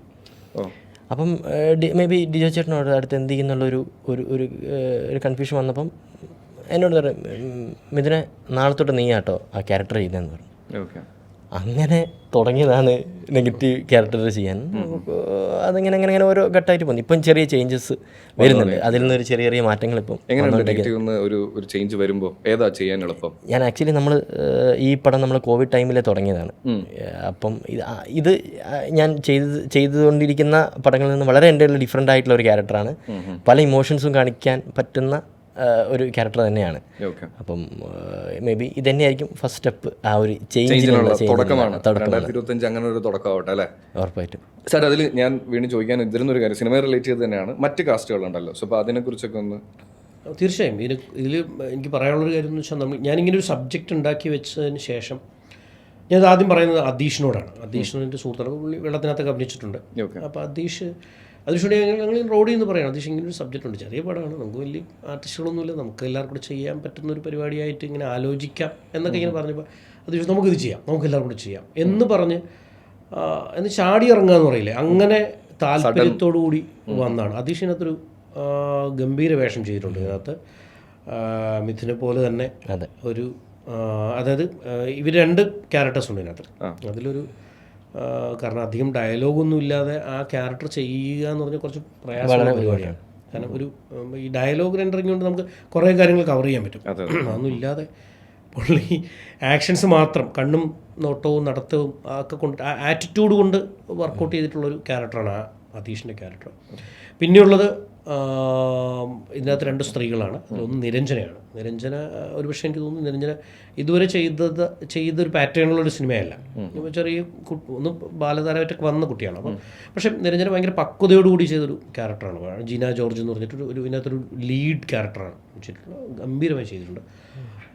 അതുപോലെ തന്നെ സുമാദേവി എന്ന് പറയുന്ന ഒരു ആർട്ടിസ്റ്റ്, അവർ ശരിക്കും പറഞ്ഞാൽ ഡ്യൂപ്പായിട്ടൊരു 10 വർഷത്തോളം മലയാള സിനിമയിലുണ്ടായിരുന്നു. നമ്മുടെ മാഫിയ ശശിയേട്ടൻ്റെ കൂടെയൊക്കെ വർക്ക് ചെയ്തിരുന്നു. ഹീറോയിൻസിന് വേണ്ടിയിട്ട് ഡ്യൂപ്പായിരുന്നു. ബോഡി ഡബിളായിട്ടും ഒക്കെ വർക്ക് ചെയ്തൊരു ആളാണ്. ഞാൻ അസിസ്റ്റൻ്റായിട്ട് വർക്ക് ചെയ്ത ഭാസ്കർ റാസ്കലിനകത്ത് കായലിലേക്ക് വീഴുന്ന സീനിലൊക്കെ അവർ അഭിനയിച്ചിട്ടുണ്ട്. പക്ഷെ അന്ന് ഞങ്ങൾ പരിചയമൊന്നുമില്ല. അങ്ങനെ ഒരുപാട് മലയാള സിനിമയിലും തമിഴ് സിനിമകളിലും ഡ്യൂപ്പായിരുന്ന ഒരു ലേഡിയാണ് ഇതിനകത്തൊരു ലീഡ് ക്യാരക്ടർ ചെയ്തിട്ടുള്ളത്. അവർ ഒരു ക്യാമറയിൽ മുഴുനീള ക്യാരക്ടർ ചെയ്യുന്നത് ഇതിലാണ്. ഒരു ഗംഭീരമായി പെർഫോം ചെയ്തിട്ടുണ്ട്. അവർക്കാണ് ദാദാസാഹിബ് ഫാൽക്കെ ഇന്റർനാഷണൽ ഫിലിം അവാർഡിൽ ബെസ്റ്റ് ആക്ട്രസ് കിട്ടിയത്. സീതാരാമൊക്കെ മത്സരിച്ച സമയമാണ്, അതായിരുന്നു അന്നത്തെ ബെസ്റ്റ് മൂവി. അപ്പം ഞാൻ പറഞ്ഞു അതിൽ നിന്നായിരിക്കും അവർക്കൊരു സെലക്ഷൻ കിട്ടി. അപ്പോൾ അത്ര നന്നായി പെർഫോം ചെയ്തൊരു ആളാണ്. പിന്നെയുള്ളത് ശ്രീകാന്തേട്ടനാണ്. നമ്മൾ ശ്രീകാന്ത് മുരളി, അദ്ദേഹം സുഹൃത്തു കൂടിയാണ്. അപ്പോൾ ഒരു സൗഹൃദത്തിൻ്റെ പേരിൽ ഇതിനകത്തൊരു രസം, മേനോരംഗിൽ എന്ന് പറയുന്ന ഒരു രസമുള്ളൊരു ക്യാരക്ടർ. ഈ അടുത്ത ഫ്ലാറ്റുകളിലെ ആൾക്കാരുണ്ട്, എപ്പോഴും തൊട്ടടുത്ത ഫ്ലാറ്റുള്ളവർക്കാണല്ലോ നമ്മളെ ഇവിടുത്തെ സ്വൈരക്കേട്. അങ്ങനത്തെ ഒരു സ്വൈരക്കേടുള്ളൊരു ഫാമിലി പെട്ട ഒരു ക്യാരക്ടറാണ് അദ്ദേഹം. പൂജയും നമ്മുടെ മറിയായത്തിലേക്കുള്ള പൂജ മഹേഷ് ചെയ്തിട്ടുണ്ട്. അതുപോലെ തന്നെ അജു ഇതിനകത്തൊരു ക്യാരക്ടർ ചെയ്തിട്ടുണ്ട്. അജു ശരിക്കും ഇതിലേക്ക് വന്നത് തന്നെ ഒരു സൗഹൃദത്തിൻ്റെ ഇതിലാണ് വന്നത്. ഞാൻ പറഞ്ഞാൽ ഇതിനകത്ത് ഉള്ള ക്യാരക്ടേഴ്സൊക്കെ ഒരു സുഹൃത്തുക്കളാണ്. നമ്മൾ അങ്ങനെ ആർട്ടിസ്റ്റുകൾ എന്ന് പറയുന്നത് വെച്ചാൽ ഭയങ്കര താരങ്ങളൊന്നുമില്ല, എല്ലാം കൂട്ടുകാരാണ്. നമ്മളിങ്ങനെ ഒരു പടം ചെയ്യുന്നു, ചെറിയൊരു വേഷമുണ്ട്, ഓക്കെ ചെയ്യാം എന്ന് പറഞ്ഞു. ആരും നോയൊന്നും പറഞ്ഞില്ല ആരും. അതിനകത്ത് സാക്കിർക്ക ഉണ്ട്, അദ്ദേഹം നേവിയിലെ ഒരു ഉദ്യോഗസ്ഥനായിരുന്നു, ഇപ്പം ജമൈക്കയിലാണ്. പുള്ളി ഇതിനകത്തൊരു വില്ലൻ ക്യാരക്ടർ ചെയ്തിട്ടുണ്ട്. അപ്പം അങ്ങനെ കുറച്ച് പേര്, വളരെ കുറച്ച് ക്യാരക്ടേഴ്സ് അതിനകത്തുള്ളൂ. അപ്പോൾ ഉള്ളവരൊക്കെ കുഴപ്പമില്ലാതെ പെർഫോം ചെയ്തിട്ടുണ്ട്. അങ്ങനെ ഒരു പെർഫോമൻസ് ഓറിയൻറ്റഡ് ആയിട്ടുള്ളൊരു സിനിമയാണ്. ഞാൻ ഇതൊരു വലിയ സിനിമയൊന്നുമല്ല. അത് നമ്മളിപ്പോൾ ക്യാപ്റ്റന് വെള്ളമൊക്കെ വെച്ചിട്ട് കമ്പയർ ചെയ്യുവാണെങ്കിൽ അങ്ങനെ ഒരു വലിയ സ്കെയിലുള്ള സിനിമയല്ല. ഇതൊരു ചെറിയ 2 മനുഷ്യരുടെ ജീവിതത്തിൽ 2-3 ദിവസത്തിനുള്ളിൽ സംഭവിക്കുന്ന കുഞ്ഞു കുഞ്ഞു കാര്യങ്ങൾ. പെർഫോമൻസിൻ്റെ കാര്യം പറയുകയാണെങ്കിൽ പ്രേക്ഷകരുടെ പടത്തിന് എന്നോട് ഒരിക്കൽ പറഞ്ഞിട്ടുണ്ട്, ക്യാപ്റ്റൻ കഴിഞ്ഞപ്പോൾ ഞാൻ എൻ്റെ തൊട്ടടുത്ത സുഹൃത്തിൻ്റെ വൈഫാണ്. എനിക്ക് ആ ഒരു ചോദിക്കാനുള്ള സ്പേസ് ഉണ്ട്. അപ്പോൾ ഞാൻ ചോദിച്ചു എങ്ങനെയാണ് അതൊക്കെ ചെയ്യുന്നത്. അതിൽ കുറച്ച് സീൻസ് ഉണ്ട് ക്യാപ്റ്റനിൽ, ഇമോഷണൽ ആയിട്ടുള്ള. അപ്പോൾ അങ്ങനെ ചോദിച്ചു. അപ്പം എന്നോട് പറഞ്ഞ് പ്രേക്ഷകേട്ടൻ്റെ സീനുകളിൽ അഭിനയിക്കാൻ വളരെ സുഖമാണ്. നമ്മൾ ഡയലോഗ്സ് പഠിക്കണം, കാര്യങ്ങളൊക്കെ, പക്ഷെ അവിടെ പോയാൽ നമ്മളെല്ലാം മറക്കും. ഡയലോഗ് മറക്കുന്നല്ല, ആ ഒരു ടെൻഷനും കാര്യങ്ങളൊക്കെ മറക്കും. ഓട്ടോമാറ്റിക്കലി നമ്മളെ മറ്റേ ഈ വില്ലന്മാർ ഇഞ്ചിഞ്ചായി കൊല്ലുക എന്ന് പറയുന്നത്, അതുപോലെ നമ്മൾ ഇഞ്ചിഞ്ചായി ഓരോ ക്യാരക്ടറിലേക്ക് മെല്ലെ പുള്ളിക്ക് അറിയാം എങ്ങനെ ചെയ്യിപ്പിക്കും. ഇപ്പം ഞാൻ ടെൻഷനാവുന്ന സിറ്റുവേഷൻസ് ഉണ്ട്, അത് പുള്ളിക്ക് വ്യക്തമായിട്ട് അറിയാം. പുള്ളി അത് വേറെ രീതിയിൽ ഹാൻഡിൽ ചെയ്തിട്ട് ഈസി ആയിട്ട് ഒരു ടെൻഷനും തരാതെ വളരെ കൂളായിട്ട്, ഇപ്പോൾ നമ്മളൊരു ഒരു ചെറിയ കടയിൽ പോയി ഒരു നാരങ്ങ സോഡ കുടിക്കുന്ന പോലെ ലാഘവത്തോടെ അത് ഏത് ഡിഫിക്കൽട്ട് സീൻസ് ആണെങ്കിലും ചെയ്യിപ്പിക്കും. അപ്പോൾ ഞാൻ പുള്ളി ക്യാപ്റ്റനിൽ വർക്ക് ചെയ്യുന്നുണ്ട്, വെള്ളത്തിൽ വർക്ക് ചെയ്യുന്നുണ്ട്, മേരിയാവാസിൽ വർക്ക് ചെയ്യുന്നുണ്ട്. അപ്പം അത് ഇപ്പോൾ ജയേട്ടനും പുള്ളി നമ്മുടെ ഡിസ്കഷൻ ആണെങ്കിലും അല്ലെങ്കിൽ മറ്റ് മെയിൻ ക്യാരക്ടറുകൾ തമ്മിലുള്ള ഡിസ്കഷൻ ആണെങ്കിലും പുള്ളി ആ ഒരു സിറ്റുവേഷനെ ഇതിനെ ഹാൻഡിൽ ചെയ്ത് പുള്ളി അല്ലെങ്കിൽ ഒരു ഇമോഷണൽ സീൻ എടുത്ത് ചില ആൾക്കാർ ചിലപ്പോൾ എടുത്തു കഴിഞ്ഞാൽ വീണ്ടും നമുക്ക് ഇതേ ഒരു സാധനം റീക്രിയേറ്റ് ചെയ്യണം, അല്ലെങ്കിൽ അതിൻ്റെ ഒരു 3-4 ഷോട്ട് എക്സ്ട്രാ പോകണം എന്നൊക്കെ പറയും. പുള്ളി അതൊന്നുമില്ല. എന്താണോ പുള്ളിക്ക് വേണ്ട ഒരു കൃത്യമായ സാധനം പുള്ളിക്ക് അത് വ്യക്തമായിരിക്കും. അപ്പോൾ ആ എന്താ പറയുക, ആർട്ടിസ്റ്റിന് ഇമോഷൻ കട്ട് ചെയ്യാതെ ആ സാധനം പുള്ളി ക്യാപ്ചർ ചെയ്യും. ചില സാധനങ്ങൾ ചെയ്ത് കഴിഞ്ഞാൽ തള്ളാൻ വേണ്ടി വന്നതാണോ? അല്ലല്ല അങ്ങനെയല്ല. അല്ല തുടക്കത്തിൽ പറഞ്ഞായിരുന്നു മിഥുൻ ചേട്ടനെ കുറിച്ചാണ് പറയേണ്ടതെന്ന് പറഞ്ഞിട്ട് ഇപ്പൊ ഫുള്ള് സാറിനെ കുറിച്ചാണ് പറയുന്നത്. അല്ല ഇത് എനിക്ക് വ്യക്തമായി ഇത് ഞാൻ പറഞ്ഞില്ലെങ്കിൽ ശരിയല്ലത്. എനിക്ക് അത്രയും കംഫർട്ടബിൾ ആയിട്ട് പിന്നെ ഇപ്പോൾ സീക്രട്ട് ഓഫ് ഫിലിമിലാണെങ്കിലും ഞാനൊരു ഏകദേശം ഒരു 4 കൊല്ലം മുന്നേ നമ്മൾ സ്റ്റാർട്ട് ചെയ്ത് തുടങ്ങിയതാണ്. അന്ന് എനിക്ക് അത്ര എക്സ്പീരിയൻസ് ഒന്നും ഇല്ല. അങ്ങനത്തെ സീനുകളാണെങ്കിൽ എനിക്ക് ആരും വിശ്വാസത്തോടെ തന്നിട്ടുമില്ല. എനിക്ക് തന്നൊക്കെ വില്ലൻ ടൈപ്പ് ക്യാരക്ടറാണ്. അപ്പോൾ അന്ന് എനിക്ക് ഇതിൽ പറയുകയാണെങ്കിൽ വളരെ ഇന്നസെൻ്റ് ആയിട്ടുള്ള ഒരു ഹോപ്പ്ലെസ് ആയിട്ടുള്ള ഒരു 24-25 വയസ്സുകാരനാണ്. അപ്പം ഞാൻ ഇതുവരെ ചെയ്ത ഷെയ്ഡ്സ് ഒന്നും ഇല്ലാത്ത എന്നെ കണ്ടിട്ടാണ് പുള്ളി ആ ക്യാരക്ടർ വന്നത്. അത് തന്നെ ആയിരിക്കും ഒരു വിശ്വാസം. ഇതല്ല എന്നെ കൊണ്ട് ചെയ്യിപ്പിക്കാന്നുള്ള വിശ്വാസമായിരിക്കും. ഇപ്പം ഞാൻ നേരത്തെ സുമ പറഞ്ഞു ആ പുള്ളിക്കാർ കാസ്റ്റ് ചെയ്തപ്പം പല ആൾക്കാരും പക്ഷേ അല്ല അത് വേണോ, അവർ സിനിമയിൽ ബോഡി ഡബിളൊക്കെ ആയിട്ട് അഭിനയിച്ചിട്ടുണ്ട്, പക്ഷെ അവർ കുറേ ഇമോഷണൽ സീനുണ്ട്, ഭയങ്കര ആറ്റിറ്റ്യൂഡിലും പല രീതിയിലും പല കാര്യങ്ങളും ഒളിപ്പിച്ച് വെച്ചിട്ട് കാണിക്കുന്ന ഫേസ്. അപ്പോൾ എങ്ങനെ ചെയ്യും പുള്ളി? ഞാൻ ചെയ്യിപ്പിച്ചോളാം എന്നുള്ള രീതിയാണ് പുള്ളി പറഞ്ഞത്. ഭയങ്കര കോൺഫിഡൻസ്. അതെ. സാർ അതിൽ വേറൊരു കാര്യം കൂടി ചോദിക്കാണ്ടായിരുന്നു. കാരണം എന്ന് വെച്ചാൽ 2023 നമ്മുടെ അവാർഡ്സിലും കാര്യങ്ങളിലും എല്ലാം ഇത് വന്നിരുന്നത്, മൂവി വന്നിരുന്നത്. പിന്നെയും 25 പടം ഇപ്പോൾ റിലീസിന് എന്ത് പറ്റിയ ആ ഒരു ഡിലേക്കുള്ള ഒരു കാരണം? അല്ല, നമ്മൾ ആക്ച്വലി ഇത് തിയേറ്റർ റിലീസ് എന്നുള്ളൊരു പ്ലാനിൽ ഉണ്ടാക്കിയ പടമല്ല. നമ്മളൊരു ഫെസ്റ്റിവൽസിനൊക്കെ അയക്കാം, ഒരു രസമുള്ളൊരു പടം നമുക്ക് ഒരു OTT-യിലൊക്കെ കാണാവുന്ന അങ്ങനത്തെ ഒരു പടമായിട്ടാണ് ഇറക്കിയത്. അതായിരുന്നു പ്ലാൻ. അപ്പോൾ പിന്നെ ഫെസ്റ്റിവൽസിന് അയക്കുന്നതുകൊണ്ട് നമ്മളിൻ്റെ റിലീസ് പ്ലാൻ ഒന്നും മാറ്റിവെച്ചു. അങ്ങനെയാണ് ഇത് നീണ്ടുപോയത്. പിന്നെ ഒരു തിയേറ്ററിലേക്ക് ഇറക്കാൻ ഇതൊക്കെ ഒരു ഭയങ്കര ക്രൗഡിനെ പുള്ളി എന്നൊരു പടമല്ല.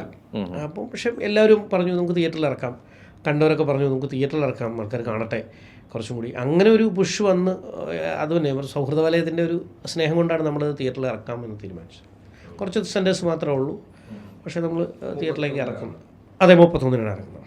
എന്തായാലും അപ്പോൾ കണ്ടവർ പറഞ്ഞതുപോലെ തന്നെ അടിപൊളി ആവട്ടെ പടം, കാത്തിരിക്കാം. ഇനി എനിക്ക് വേറൊരു കാര്യം ചോദിക്കാനുള്ളത് എന്താണെന്ന് വെച്ച് കഴിഞ്ഞാൽ, ഈ പറയുന്ന പോലെ ഞാൻ സാറിൻ്റെ മൊത്തം സിനിമകളുടെ ഒരു ഇത് നോക്കിക്കഴിഞ്ഞപ്പോൾ നല്ലോണം വർക്ക് എടുക്കേണ്ട ക്യാരക്ടേഴ്സാണ് പലതിലും ചെയ്തിട്ടുള്ളത്. ഇപ്പോൾ ഇപ്പോൾ വെള്ളത്തിലാണെന്നുണ്ടെങ്കിലും ക്യാപ്റ്റൻ എന്ന് പറഞ്ഞ മൂവിയിലാണെങ്കിലും ഒത്തിരി ആ ഒരു ക്യാരക്ടറിനെ കുറിച്ച് നമ്മൾ ഒരുപാട് പഠിക്കേണ്ടതുമായിട്ടുള്ളതുണ്ട്. അതെങ്ങനെയാണ് അതിലേക്ക് ആ ഒരു പറ്റുന്നത്? കാര്യം എന്താണെന്ന് വെച്ച് കഴിഞ്ഞാൽ ഇപ്പോൾ ഞാൻ എന്ന് പറയുന്നത് എന്നെ വെച്ച് സാറിനെ കമ്പയർ ചെയ്യല്ല, പക്ഷെ എന്നാലും അത്രയും ഡീറ്റെയിൽ ആവശ്യമുള്ളതാണ് ഓരോ കഥാപാത്രങ്ങളും. എങ്ങനെ അതിലേക്ക് വർക്ക് ചെയ്യുന്നു? അല്ല, ഞാൻ പൊതുവെ ക്യാരക്ടേഴ്സിനെ പഠിക്കും. ഞാൻ ജേർണലിസ്റ്റ് ആയിരുന്നുകൊണ്ടുള്ളൊരു കുഴപ്പമുണ്ട്. ഞാൻ ഇൻ്റർവ്യൂ ചെയ്യാൻ പോകണമെങ്കിലും ഞാൻ ആളെക്കുറിച്ച് മാക്സിമം പഠിക്കും. അവരുടെ സൗഹൃദ വലയം ഒക്കെ ഒന്ന് അന്വേഷിക്കും, അവരുടെ ഒരു ആറ്റിറ്റ്യൂഡ്, എന്നിട്ടാണ് ഞാൻ ഇൻ്റർവ്യൂ ചെയ്യാറുള്ളത്. അതിപ്പോൾ വലിയ ആൾക്കാരാണെങ്കിലും ചെറിയ ആൾക്കാരാണെങ്കിലും അങ്ങനെ തന്നെയാണ്. അപ്പോൾ ഞാൻ കൂടുതലും എൻ്റെ സ്റ്റോറികൾ ഞാൻ ചെയ്തിട്ടുള്ളതൊക്കെ ഹ്യൂമൻ ഇൻട്രസ്റ്റിംഗ് സ്റ്റോറികളാണ്, മനുഷ്യരെ കുറിച്ചുള്ള കഥകളാണ്, അല്ലെങ്കിൽ വാർത്തകളൊക്കെയാണ് ചെയ്യുന്നത്. അപ്പോൾ എനിക്കത് ഭയങ്കര ഇഷ്ടമാണ് കേൾക്കാൻ, ആളുകളെ കേൾക്കാൻ. ഞാൻ പോയിരുന്ന് കേൾക്കും. ഒരാൾ ഒരു ദിവസം ഫുൾ എന്നോട് സംസാരിക്കാൻ ഇൻട്രസ്റ്റ് ഉണ്ടെങ്കിൽ ഞാൻ തിരിച്ചൊന്നും അങ്ങോട്ട് പറയാതെ കേൾക്കും. എനിക്ക് കേട്ടിരിക്കാൻ ഇഷ്ടമാണ്. നമ്മൾ ഒരാളൊരു ഒരു സങ്കടം പറയുമോ അല്ലെങ്കിൽ ഒരു ദേഷ്യം പറയുമോ ഒക്കെ ചെയ്താലും ഞാൻ കേട്ടിരിക്കും. എന്നോട് ദേഷ്യമുള്ളവർക്കൊക്കെ അറിയാൻ പറ്റും. എന്നെ ചീത്ത പറയുകയോ ഒക്കെ ചെയ്യുമ്പോഴും ഞാൻ കേട്ടുകൊണ്ടിരിക്കും. എനിക്ക് ഭയങ്കര ക്ഷമയാണ്, അതറിയാം. അല്ല, സീരിയസ്ലി ഞാൻ കേട്ടോണ്ടിരിക്കും, എനിക്ക് ക്ഷമയുണ്ട്. ഒരു ഫേമസ് ഡയലോഗും കൂടെ ഉണ്ട്, അതായത് നമ്മുടെ വിജയ് സൂപ്പറും പൗർണമിയിലും ആണെന്നാണ് എൻ്റെ ഓർമ്മ, അതോ സൺഡേ ഹോളിഡേയിലാണോന്ന് എനിക്കറിയില്ല. കേൾക്കാൻ ആളുണ്ടെന്ന് പറയുന്നത് ഒരു വലിയ കാര്യമാണെന്നുള്ളൊരു ഡയലോഗ് ഉണ്ട്. അല്ല, ഞാൻ നല്ലൊരു ലിസ്റ്ററാണ്.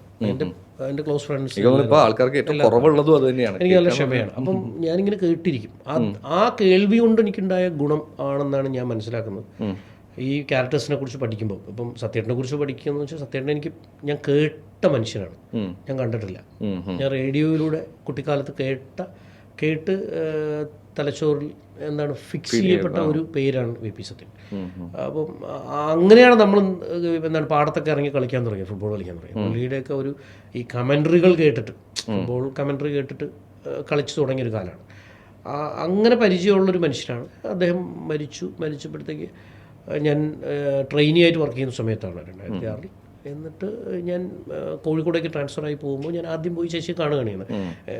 ഒന്നുമല്ല, ഇൻ്റർവ്യൂ ചെയ്യാനൊന്നുമല്ല പോകുന്നത്, ഞാൻ അവരെ കാണാൻ പോകുന്നുണ്ട്. എനിക്ക് ഭയങ്കര ഇഷ്ടമുള്ളൊരു മനുഷ്യൻ, അദ്ദേഹം മരിച്ചു. അദ്ദേഹത്തിൻ്റെ ഫാമിലി ഒന്ന് പോയി കാണാൻ വേണ്ടി പോയി, ജസ്റ്റ് സംസാരിച്ചു. അങ്ങനെ ആ കോൺവെർസേഷൻ്റെ ഒരു മിഡിലാണ് അവർ കുറേ കാര്യങ്ങൾ എന്നോട് പറഞ്ഞത്, അദ്ദേഹവുമായി ബന്ധപ്പെട്ട കാര്യങ്ങൾ. അപ്പോൾ എനിക്ക് ഭയങ്കര ഷോക്കിംഗ് ആയിട്ടുള്ള ഒരുപാട് കാര്യങ്ങളുണ്ടായിരുന്നു. അത് വെച്ചിട്ടാണ് ഞാനൊരു ആർട്ടിക്കിൾ എഴുതുകയും അത് ചേച്ചി കാണിച്ചവരൊക്കെ പറഞ്ഞിട്ടാണ് പബ്ലിഷ് ചെയ്യുന്നത്. പബ്ലിഷ് ചെയ്തപ്പോൾ എല്ലാവരും അതിനെക്കുറിച്ചിട്ട് ഇത് ഭയങ്കര റിലവൻ്റാണ്, ഇതിങ്ങനെ ബാക്കി കാര്യങ്ങൾ അറിയണം എന്ന് പറഞ്ഞു. അങ്ങനെ ഞാനൊരു സീരീസ് ആയിട്ട് ചെയ്യാനൊരു പുസ്തകം ചെയ്യാമെന്നൊക്കെ ഉള്ളൊരു പ്ലാനിൽ ചേച്ചിയോട് ചോദിക്കുകയും ഇങ്ങനെ കേൾക്കുകയും ചെയ്തു. അപ്പം അവരുടെ ഫ്രീ ടൈമിൽ അന്ന് സ്പോർട്സ് കൗൺസിലാണ് വർക്ക് ചെയ്യുന്നത്. ഫ്രീ ടൈമിൽ പോയിട്ടിരുന്ന് കേൾക്കും. പിന്നെ അദ്ദേഹവുമായിട്ട് ബന്ധപ്പെട്ട സുഹൃത്തുക്കളൊക്കെ ഞാൻ പോയി കാണും. കണ്ട് ഈ മനുഷ്യൻ നമുക്ക് ചുറ്റുമായി ഒരു 4-5 വർഷം എടുത്ത ആ പ്രോസസ്സിന് ഫുൾ സത്യനായി. അതുകൊണ്ട് അത്രയും ഡീറ്റെയിൽ കിട്ടുമെന്ന് വെച്ചാൽ അത്രയും മനുഷ്യരെ ഞാൻ കണ്ടിട്ടുണ്ട്, അത്രയും പേരെ പരിചയപ്പെട്ടു. അദ്ദേഹം പോയ സ്ഥലങ്ങളിലൊക്കെ പോയി, മോഹൻ ബഗാനിലൊക്കെ പോയി, അദ്ദേഹം കളിച്ച ക്ലബ്ബുകളിലൊക്കെ പോയി, അവിടുത്തെ മനുഷ്യരെയൊക്കെ കണ്ടു. ഭ്രാന്താണെന്ന് വേണമെങ്കിൽ പറയാം. അങ്ങനെ കുറേ പേരെ പരിചയപ്പെട്ടിട്ടാണ് ഞാൻ ആ ഡീറ്റെയിൽ എടുക്കുന്നത്. വെള്ളത്തിലേക്ക് വരുമ്പോഴത്തേക്കും ശരിക്കും മുരളിയേട്ടനെ പരിചയപ്പെടുന്ന സമയത്ത് മുരളിയേട്ടൻ വളരെ ഡീസൻ്റായ ഒരു മനുഷ്യനാണ്. പുള്ളി കുടിയൊക്കെ നിർത്തി. അപ്പോൾ പുള്ളിയിലെ കുടിയെ എനിക്ക് കാണാൻ പറ്റില്ല, എനിക്കറിയില്ല. പക്ഷെ എനിക്കറിയാവുന്ന ഒരാൾ എൻ്റെ ഫാമിലിയിലുണ്ടായിരുന്നു. എനിക്ക് വളരെ വേണ്ടപ്പെട്ട ഒരാൾ മരിച്ചുപോയി. അപ്പോൾ അദ്ദേഹത്തിനായിരുന്നു ഞാൻ എല്ലാ ദിവസവും കണ്ടുകൊണ്ടിരുന്നതും. എൻ്റെ കുട്ടിക്കാലം മുഴുവൻ പലപ്പോഴും ഒരു ടെറർ പോലെ ഞങ്ങളിങ്ങനെ കണ്ടിരുന്ന ഒരാൾ എൻ്റെ ഫാമിലി ഉണ്ടായിരുന്നു. അപ്പം അദ്ദേഹമായിരുന്നു എൻ്റെ മോഡൽ, അതിനകത്ത് വെള്ളത്തിനകത്തെ മോഡൽ. പുള്ളി ഇങ്ങനെ ഇൻസ്പയർഡ് എന്നുള്ളത് പോലെയാണ്. അതായത് ആ ക്യാരക്ടർ, ഞാൻ പറഞ്ഞ പുള്ളിയുടെ ഒരു സ്വഭാവം ഒക്കെ അല്ല. കാരണം മുരളിയേട്ടനെ ഞാൻ കണ്ടിട്ടില്ല കുടിച്ചിട്ട് ആളുകൾ ബിഹേവ് ചെയ്യുന്നത്. ഇപ്പം നാട്ടിൻപുറത്തെ കുടിയെന്ന് പറഞ്ഞാൽ അവർ ബിഹേവ് ചെയ്യുന്നത് നമുക്ക് അതിൻ്റെ ഡീറ്റെയിലിംഗ് ആ ഡീറ്റെയിലിംഗ് അങ്ങനെ ഞാൻ ക്യാരക്ടേഴ്സിനെ കുറിച്ച് പറഞ്ഞാണ്. അങ്ങനെയാണ് നമ്മൾ കണ്ടിട്ട്. അപ്പം അദ്ദേഹം കുടിച്ചു വരുമ്പോൾ അദ്ദേഹത്തിൻ്റെ ഭാര്യയുടെ നിസ്സഹായാവസ്ഥയൊക്കെ നമ്മൾ കണ്ടിട്ടുണ്ട്. നമ്മൾ കണ്ടിട്ടുള്ളവർ മാത്രമേ നമുക്ക് പോർട്രേറ്റ് ചെയ്യാൻ പറ്റൂ, അത് ഫിക്സ് ചെയ്യാൻ പറ്റും. പിന്നെ സിനിമയിലും എൻ്റെ ക്യാരക്ടേഴ്സിനൊക്കെ പേരെഴുതുമ്പോൾ മിക്കവാറും എനിക്ക് പരിചയമുള്ളവരുടെ പേരായിരിക്കും, എൻ്റെ സുഹൃത്തുക്കളോ അറിയുന്നവരൊക്കെ ആയിരിക്കും. ചിലർ സിനിമ കണ്ടിട്ടുണ്ട് എൻ്റെ പേരാണ് ഈ ക്യാരക്ടർ എന്ന് ചോദിക്കാറുണ്ട്. ചില വില്ലന്മാരൊക്കെ ചിലപ്പോൾ എൻ്റെ ഏറ്റവും അടുത്ത് കൂട്ടുകാരായിരിക്കും, അല്ലേ? ആർജെ കോശിയൊക്കെ നല്ല പിള്ളേരന്മാരാണ്. അപ്പം അങ്ങനെ എനിക്ക് പരിചയമുള്ള ആൾക്കാരെ പേരിടുമ്പോൾ എന്ന് വെച്ചാൽ എനിക്ക് അവരെ അറിയാം, അവരുടെ ക്യാരക്ടർ, അവരെന്ത് കുപ്പായിടും, അവരുടെ ടേസ്റ്റ് എന്താണ്, എന്ത് ടൈപ്പ് ഓഫ് ഫുഡ് കഴിക്കുന്നവർ, അല്ലെങ്കിൽ അങ്ങനത്തെ ഹാബിറ്റുകളൊക്കെ അറിയാം. അപ്പോൾ എനിക്ക് ക്യാരക്ടർ സേഫാണ്, ആ ആള് എനിക്ക് ഓക്കെയാണ്. അങ്ങനെയാണ് ഈ ഡീറ്റെയിൽ ഒക്കെ ഒബ്സർവേഷൻ. അത്രയൊക്കെ ഉള്ളൂ. അല്ല, അത് ഞാൻ ബ്രോനോട് കൂടെ ചോദിക്കണമെന്ന് വിചാരിച്ചാണ്. ഇപ്പം കഥാപാത്രത്തിലേക്ക് നമ്മൾ കയറുന്ന സമയത്ത് ഇപ്പം എന്തായാലും ചിലപ്പം ബ്രോയുടെ അതേ ക്യാരക്ടറുള്ള ആൾക്കാരെ ഒന്നും ആയിരിക്കില്ല ചിലപ്പോൾ ബ്രോ ആക്ട് ചെയ്തെടുക്കുന്നുണ്ടാവുക. അപ്പോൾ അതിന് ഒബ്സർവേഷനും ബാക്കി കാര്യങ്ങളും കുറേ ഡെഡിക്കേഷൻസ് ആവശ്യമുണ്ടല്ലോ. എങ്ങനെയാണ് അപ്പോൾ അതിലേക്ക് എത്തുന്നതൊക്കെ? ബ്രോ, ഈ ആദ്യമൊക്കെ ചില സാധനങ്ങൾ നമ്മൾ ചെയ്യും, വീണ്ടും നമുക്കൊരു ഉള്ളിലൊരു റിപ്പീറ്റേഷൻ ഫീൽ വരും. എന്നുവെച്ചാൽ ഞാൻ വലിയ ക്യാരക്ടർ ചെയ്താലും വളരെ ചെറിയ, ഞാൻ ആദ്യം കുറച്ച് കന്നഡ സിനിമകൾ ചെയ്തിട്ടുണ്ടായിരുന്നു. അപ്പോൾ അത് ചെയ്തപ്പോൾ തന്നെ എൻ്റെ അടുത്തുള്ള സ്റ്റോക്കൊക്കെ ഏകദേശം കഴിഞ്ഞു. നമുക്ക് കുറച്ച് സ്റ്റോക്ക് സാധനങ്ങൾ ഉണ്ടാവില്ല. അത് കഴിഞ്ഞപ്പോൾ എനിക്ക് മനസ്സിൽ തന്നെ ചില ഒരു കന്നഡ അറിയോ?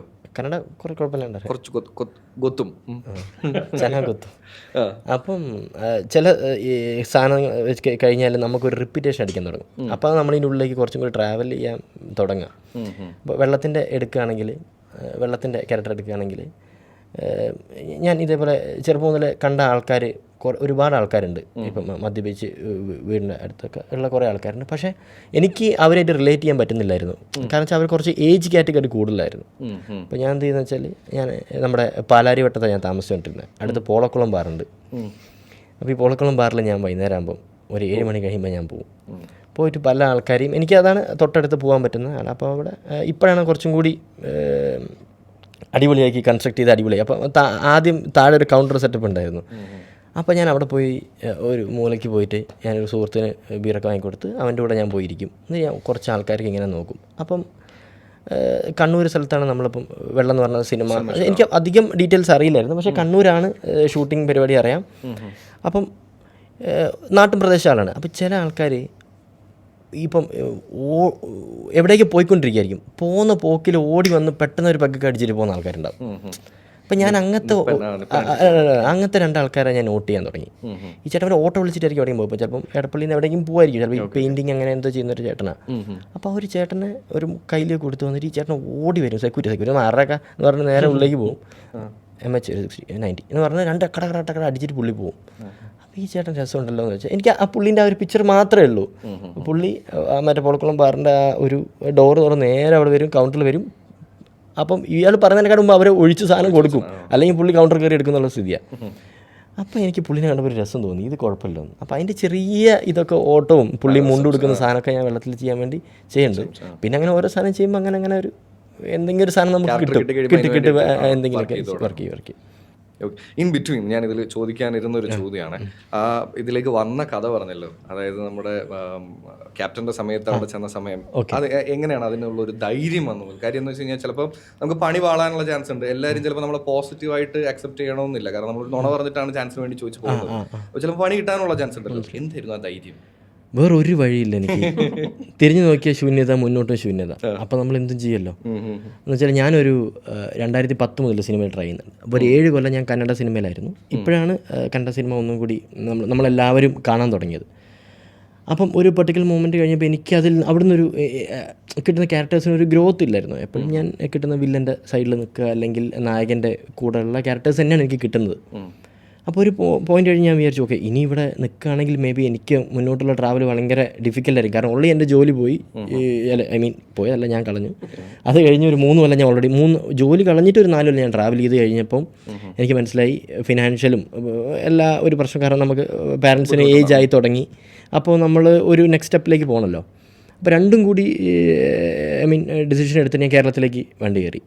അങ്ങനെ ഇവിടെ ഓഡിഷൻസ് അറ്റൻഡ് ചെയ്യാൻ തുടങ്ങി. അപ്പോൾ അവിടെ ഞാനൊരു 7 കൊല്ലം വർക്ക് ചെയ്യുന്നൊരു എക്സ്പീരിയൻസ് എനിക്കുണ്ട്. 7 കൊല്ലം വർക്ക് ചെയ്യുന്നൊരു എക്സ്പീരിയൻസ് ഉണ്ട്. ആ എക്സ്പീരിയൻസ് എന്നെ പഠിപ്പിച്ചതെന്ന് വെച്ചാൽ ഒന്നും ചെയ്യാതിരിക്കുന്നതിനേക്കാളും നല്ലത് എന്തെങ്കിലും ചെയ്യാം. അത് നമ്മൾ ഇഷ്ടപ്പെട്ട മേഖലയിൽ എന്തെങ്കിലും ചെയ്യുക എന്നുള്ളതാണ്. ബാക്കിയെല്ലാം സംഭവിക്കുന്നുള്ളൊരു വിശ്വാസത്തിൽ ഞാൻ ക്വീൻ്റെ ഓഡീഷൻ അറ്റൻഡ് ചെയ്തു. പാരലലി എനിക്ക് പറ്റാവുന്ന കൂട്ടുകാർക്കുള്ള എന്തെങ്കിലും സിനിമയിലെ ജോലി എന്തായാലും കുഴപ്പമില്ല. അപ്പം പറഞ്ഞാൽ അങ്ങനെ ക്യാപ്റ്റൻ എന്ന് പറഞ്ഞ ഒരു പടം നടക്കുന്നുണ്ട്. 2 ദിവസം ഷൂട്ട് തുടങ്ങിയിട്ട് ഇവിടെ മേക്കിംഗ് വീഡിയോ എടുക്കാൻ വന്ന് അവൻ തിരിച്ചു പോയി. ഒരു ചാൻസ് ഉണ്ട്. അവൻ പറഞ്ഞാൽ ക്യാമറ ഒന്നും വേണ്ട, എനിക്കറിയുന്ന ഒരാളുണ്ട്, അവനെ കോണ്ടാക്ട് ചെയ്യുക, ഡെയിലി പെർ ഡേ 500 രൂപ എന്നുള്ള രീതിയിൽ വാടക കൊടുക്കുക, എടുത്തുകൊണ്ട് വരിക. അപ്പോൾ ഓപ്പറേഷൻ ഞാനല്ല ഇവിടെ 2 ദിവസം ഞാൻ കാണിച്ചു തരാമെന്ന് പറഞ്ഞു. അവൻ്റെ അടുത്ത് പോയി അവൻ ഏകദേശം സൂം ഇൻ സൂം ഔട്ടൊക്കെ പരിപാടിയൊക്കെ പഠിപ്പിച്ച് റെക്കോർഡ് ചെയ്യാൻ തുടങ്ങി. അതിൽ ഞാൻ ഓവറായിട്ട് ഒന്നും ചിന്തിച്ചില്ല. പിന്നെ ചിന്തിക്കാൻ തുടങ്ങിയത് പുള്ളിയൊക്കെ പിടിക്കപ്പെടുമ്പോൾ ഒരു നിമിഷത്തിലാണ് എന്ത് ചെയ്യുന്നുള്ളത്, എന്ത് പറയും മൈല്ലയ്യ എന്നുള്ള സാധനം. അപ്പോൾ പിന്നെ ഈ കോപ്പി ചെയ്യാന്നുള്ള സംഭവങ്ങളൊക്കെയാണ് വിഷമം. കാരണം വെച്ചാൽ സ്പോട്ട് എഡിറ്റർ ഓൾറെഡി ഒരു എന്താ പറയുക, ഒരു പ്രഷറിലായിരിക്കും ഇരിക്കാൻ. ഇടയ്ക്ക് അല്ലെ എൻ്റെ കാർഡൊന്ന് കോപ്പി ചെയ്ത് തരുമോ, അവൻ്റെ കാർഡൊന്ന് എടുത്തോണ്ട് പോണേ എന്ന് പറയും. എന്ന് വെച്ചാൽ എനിക്ക് ഒന്നും നോക്കാനില്ല, വേറെ വഴികളുമില്ല. അങ്ങനെ അങ്ങ് എടുത്തൊരു ബ്ലൈൻഡ് ആയിട്ടുള്ള ഡിസിഷനാണ്. പക്ഷേ എനിക്കിപ്പോൾ തോന്നുന്നു അത് വളരെ ശരിയാന്ന് തന്നെ തോന്നുന്നു. കാരണം ഒരുപാട് കാര്യങ്ങൾ എനിക്ക് എക്സ്ട്രാ ആയിട്ട് പഠിക്കാൻ പറ്റി. ടെക്നിക്കൽ സൈഡിലാണെങ്കിലും അഭിനയത്തിൻ്റെ സൈഡിലാണെങ്കിലും. ഇപ്പം ബെസ്റ്റ് പെർഫോമൻസ്, ഇപ്പം ജയേട്ടന് സംസ്ഥാന അവാർഡ് കിട്ടിയ പുള്ളിൻ്റെ കൂടെ അഭിനയിക്കുകയും ചെയ്തു.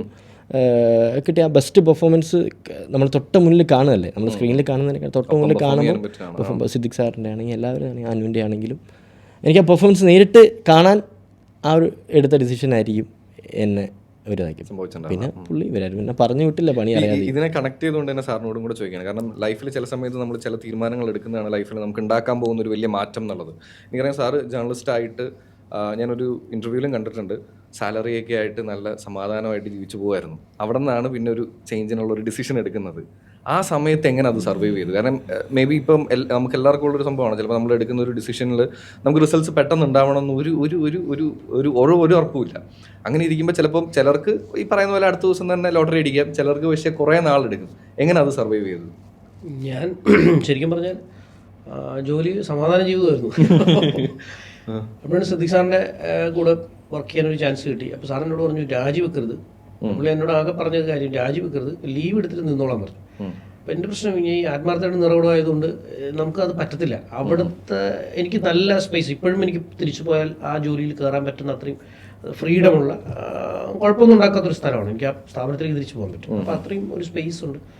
അവിടെ നന്നായി വർക്ക് ചെയ്തുകൊണ്ടിരിക്കുകയാണ്. അവിടെ നിന്ന് ഞാൻ വേറെ സ്ഥലത്തേക്ക് വർക്ക് ചെയ്യാൻ പോകുമ്പോൾ എൻ്റെ ആത്മാർത്ഥം എന്തായാലും കുറയും. അതുകൊണ്ട് ഞാൻ ലീവ് എടുക്കാണ്ട് ഞാൻ രാജിവെക്കാൻ തീരുമാനിക്കുന്നത് ശരിക്കും നമ്പി സാറാണ് എന്നോട് പറയുന്നത്. നമ്പിനാരായണ സാറിൻ്റെ ആത്മകഥ പുസ്തകം എഴുതിക്കൊണ്ടിരിക്കുന്ന സമയത്താണ് ഞാൻ ശരിക്കും റിസൈൻ ചെയ്യാനുള്ള തീരുമാനം എടുക്കും. സാർ എന്നോട് പറഞ്ഞു, നിങ്ങൾ കരിയറിൽ വേറെ ഗ്രോത്ത് ആഗ്രഹിക്കുന്നുണ്ടെങ്കിൽ മാറുന്നത് നല്ല തന്നെയാണ്. ഒരു 3 വർഷം ട്രൈ ചെയ്ത് നോക്കൂ. ഇനിയിപ്പം സിനിമയിലൊന്നും ആയില്ലെങ്കിൽ തിരിച്ചതേ കണക്ക് ജോലിക്ക് പോയാൽ മതി എന്ന് പറഞ്ഞു. അപ്പോൾ ആ പറയുന്ന ഒരു എനർജി ഉണ്ടല്ലോ, അത് കേട്ടിട്ടാണ് ഞാൻ ഇറങ്ങി സാറിനോട് വർക്ക് ചെയ്തു. അസിസ്റ്റൻ്റായിട്ട് വർക്ക് ചെയ്ത് ഒരു പടം കഴിഞ്ഞു. പിന്നെയുള്ള സമയം എന്ന് പറഞ്ഞാൽ പണിയില്ലല്ലോ. അത് കഴിഞ്ഞ് പക്ഷെ എൻ്റെ ഈ ഒരു 10 വർഷത്തെ സർവീസ് കൊണ്ട് എനിക്കുണ്ടായ കുറച്ച് കാര്യങ്ങൾ, എനിക്ക് വലിയ ചിലവൊന്നുള്ള ആളായിരുന്നില്ല. പക്ഷെ പിന്നെ വീട്ടിലെ കുറേ പ്രശ്നങ്ങളൊക്കെ വെച്ചാൽ അമ്മയ്ക്ക് ക്യാൻസർ വന്നു. അമ്മ 2 പ്രാവശ്യം ഹാർട്ടിൻ്റെയും ഒക്കെ സർജറി വന്നു. അപ്പോൾ നമ്മൾ മൊത്തത്തിൽ ഫിനാൻഷ്യൽ സെറ്റപ്പ് മൊത്തം പൊളിഞ്ഞ് പാളീസായി. അപ്പോൾ തിരിച്ചു പോയാലോ എന്ന് ആലോചിക്കേണ്ട ഒരു ഘട്ടം നമുക്കുണ്ടായിരുന്നു. പക്ഷെ അവിടെയും നമ്മൾ വേറെ പണിക്കൊക്കെ പോയി ആ ഒരു ഫിനാൻഷ്യൽ ബേർഡൻ നമ്മളിങ്ങനെ അഡ്ജസ്റ്റ് ചെയ്താണ് ഞാൻ സിനിമയിൽ പിടിച്ചു നിന്നു. അല്ലെങ്കിൽ തിരിച്ചു പോയെങ്കിൽ സിനിമയിൽ പിന്നെ ഒന്നും കിട്ടില്ലായിരുന്നു. ഇല്ലല്ലോ, ഉറപ്പായിട്ടുണ്ടാവില്ല. അപ്പോൾ ആ ഒരു അന്ന് പിടിച്ചു നിൽക്കാനുള്ള ഒരു ധൈര്യം തന്ന ഒരു പക്ഷേ ഫാമിലി, എൻ്റെ സുഹൃത്തുക്കൾ, എൻ്റെ സുഹൃത്തുക്കൾ എന്ന് പറയാം, എൻ്റെ ഒരുപാട് സുഹൃത്തുക്കൾ, അവരെന്നെ ചേർത്ത് പിടിച്ചു. എൻ്റെ ബ്രദർ, അങ്ങനെ ആ ചേർത്ത് പിടിക്കൽ കൊണ്ടാണ് ഒരു പക്ഷേ ഞാൻ ഇത്. അതുകൊണ്ട് ഞാൻ പരമാവധി എനിക്ക് പറ്റുന്നവരെയൊക്കെ ഞാൻ ഹെൽപ്പ് ചെയ്യും. എന്ന് വെച്ചാൽ സിനിമയിൽ നമുക്ക് പറ്റുന്ന രീതിയിൽ നമ്മൾ ഹെൽപ്പ് ചെയ്യും സിനിമയിലേക്ക് വരാൻ വേണ്ടി. കാരണം സാറ് ഓപ്പൺ ചെയ്തൊരു വാതിലാണ് എനിക്ക് കയറി വരാൻ പറ്റുക. അപ്പം അതെപ്പോഴും ഞാൻ എപ്പോഴും നന്ദിയോടെ ഓർക്കും. ഓക്കെ, ഇനി നമുക്കൊരു റൗണ്ടിലേക്ക് പോയാലോ സാർ?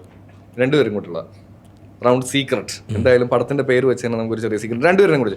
ആദ്യം തന്നെ കുറച്ച് സിമ്പിൾ ആക്കാൻ വേണ്ടി നിങ്ങൾ രണ്ടുപേരുടെയും ഒരു സീക്രട്ട് എനിക്കറിയാം. എന്തെങ്കിലും ഒരു സീക്രട്ട് ബ്രോ തുടങ്ങി. എൻ്റെ സീക്രട്ടാ തിരിച്ച് പുള്ളിയുടെ ഏറ്റവും സീക്രട്ട്. പുള്ളി ഇപ്പം ഇരിക്കുന്ന കണ്ട ഭയങ്കര ഒരു ഗൗരവമുള്ള ആൾക്കാരെ തോന്നുന്നു. എനിക്ക് തുടക്കം അല്ല അങ്ങനെയല്ല, അല്ല ഇപ്പോൾ ഇന്റർവ്യൂവിൽ ഇത്ര സംസാരിച്ചോണ്ട്. അല്ലെങ്കിൽ ഞാൻ ആദ്യം ക്യാപ്റ്റനൊക്കെ ഞാൻ മേക്കിംഗ് വീഡിയോ, കാരണം എനിക്ക് മേക്കിംഗ് വീഡിയോ എടുക്കാൻ ഒട്ടും അറിയില്ലല്ലോ. ഒരു പണി അറിയേണ്ട ഞാൻ പോയത്. ക്യാമറയ്ക്ക് ആദ്യം പോകുമ്പം ലെൻസ് മാറ്റണം, ഇത് മേക്കിംഗ് വീഡിയോ ലെൻസ് മാറ്റണം. എനിക്ക് ലെൻസ് മാറ്റാൻ അറിയില്ല. അപ്പോൾ എന്നോട് കൂട്ടുകാരൻ പറയണ്ട, സോണീൻ്റെ RX10 എന്ന് പറഞ്ഞ ക്യാമറ ഉണ്ട്, ഒരു സ്വിച്ച് അമർത്തിയാൽ സൂം ആവും, ഒരു സ്വിച്ച് അമർത്തിയാൽ സൂം ഔട്ട് ആവും, പോയി പിടിക്കടാന്ന് പറഞ്ഞു. അപ്പോൾ ഇത് കാർഡ് ഫുള്ളായി കഴിഞ്ഞാൽ എങ്ങനെ കോപ്പി ചെയ്യുന്ന പോലെ എനിക്കറിയില്ല. അപ്പോൾ സ്പോട്ട് എഡിറ്റർ ഉണ്ട് കണ്ണൻ, അന്നത്തെ ആ കണ്ണനാണ് നമ്മുടെ ഈ പടത്തിൻ്റെ എഡിറ്റർ.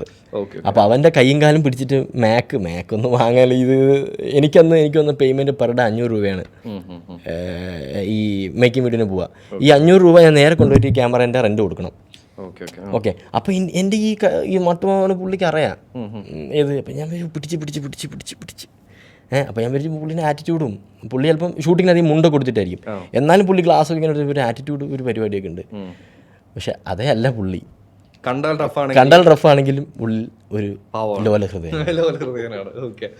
ഇനി സാർ മിഥുൻ കുറിച്ചുള്ള ഒരു സീക്രട്ട്. അല്ല, ഇതിനെക്കുറിച്ചുള്ള സീക്രട്ട് എന്ന് പറഞ്ഞാൽ ആളൊരു എന്താണ് എയറോനോട്ടിക് എഞ്ചിനീയറാണ്. പിന്നെ ഊബർ ഓടിക്കാൻ പോയിട്ടുണ്ട് ഇവിടെ. അതെനിക്ക് കിട്ടിയില്ലായിരുന്നു. ഊബർ ഓടിക്കാൻ വേണ്ടി ഒരു ദിവസം ഇവിടുന്ന് എയർപോർട്ട് ഓട്ടം കിട്ടി പുള്ളിക്ക്. ഇവിടെ എറണാകുളം വന്നു കഴിഞ്ഞിട്ട് എറണാകുളത്തുനിന്ന് പുള്ളി കൊണ്ടുപോകുന്ന ആള് ബ്രിട്ടീഷ് എയർവേസിലെ പൈലറ്റാണ്. പുള്ളിക്ക് എന്തോ വണ്ടി മിസ്സായിട്ട് വേറെ എവിടെ പോവാണ്. പുള്ളി ഒരു ഊബർ വിളിച്ച് പോവാണ്. ഇവൻ വർക്ക് ചെയ്ത് ഇവൻ്റെ കൂടെ ജോലി ചെയ്ത ആളാണ് ഇവൻ കൊണ്ടുപോകുന്ന ആള്. ആണോ? സീനിയറായിട്ടില്ല. അതൊരു നല്ല സീക്രട്ടായിട്ട് എനിക്ക് തോന്നി. കാരണം പക്ഷെ അതൊരു മോശം കാര്യമാണ്, നല്ല. പക്ഷെ അയാളുടെ ഒരു ഡെഡിക്കേഷനാണ്.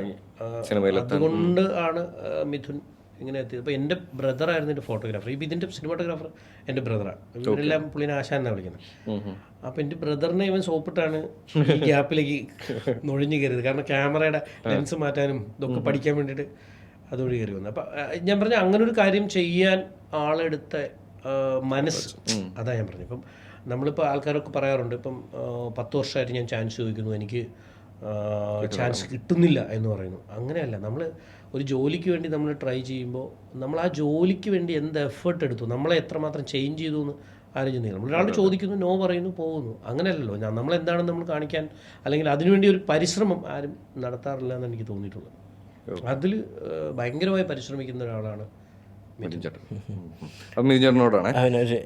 ഞാൻ പുള്ളിൻ്റെ അസിസ്റ്റൻ്റായ കാര്യം പറയാം. പുള്ളിക്ക് ഇതേപോലെ തന്നെ പറഞ്ഞ പോലെ തന്നെ ക്യാപ്റ്റൻ കഴിഞ്ഞപ്പോൾ പുള്ളിക്ക് മനസ്സിലായി എനിക്ക് ABCD അറിയില്ല.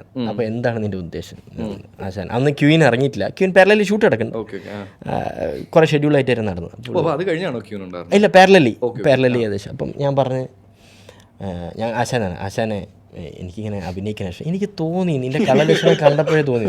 ഞാൻ പറഞ്ഞു എങ്ങനെയെങ്കിലും കൂടെ കൂട്ടണം, എനിക്ക് അഭിനയ ആഗ്രഹം. എൻ്റെ ചേട്ടൻ എനിക്ക്. പുള്ളി പറഞ്ഞ് എടാ, ഞാൻ പറഞ്ഞു ആശാനെ എല്ലാ പടത്തിനും വേണം എനിക്ക് എല്ലാ പല ഷെഡ്യൂളായിട്ട് ഒരു ഷെഡ്യൂളിന് എല്ലാ പടത്തിനും എന്നെ കൊണ്ടു. എനിക്ക് ഇവരെങ്ങനെയൊക്കെ എങ്ങനെ അഭിനയിക്കുന്നതെന്ന് കാണണം. ജേട്ടനോട് വർക്ക് ചെയ്ത് അപ്പോൾ പുള്ളി ഓക്കെ വഴി ഉണ്ടാക്കണം. പുള്ളി അതിനുശേഷം വർക്ക് ചെയ്ത ഞാനൊന്ന് ഒരു സ്റ്റെപ്പ് എത്തുന്നവരെ പുള്ളി വർക്ക് ചെയ്ത എല്ലാ പടത്തിലും തന്നെ ഒരു ഷെഡ്യൂൾ. ലാലേട്ടനെ ഞാൻ ആദ്യമായിട്ട് കാണുന്നത് പുള്ളീൻ്റെ ബിഗ് ബ്രദറിൽ വർക്ക് ചെയ്യാം. അപ്പോൾ അവരൊക്കെ അഭിനയം നമുക്ക് കണ്ടു പഠിക്കാമല്ലോ.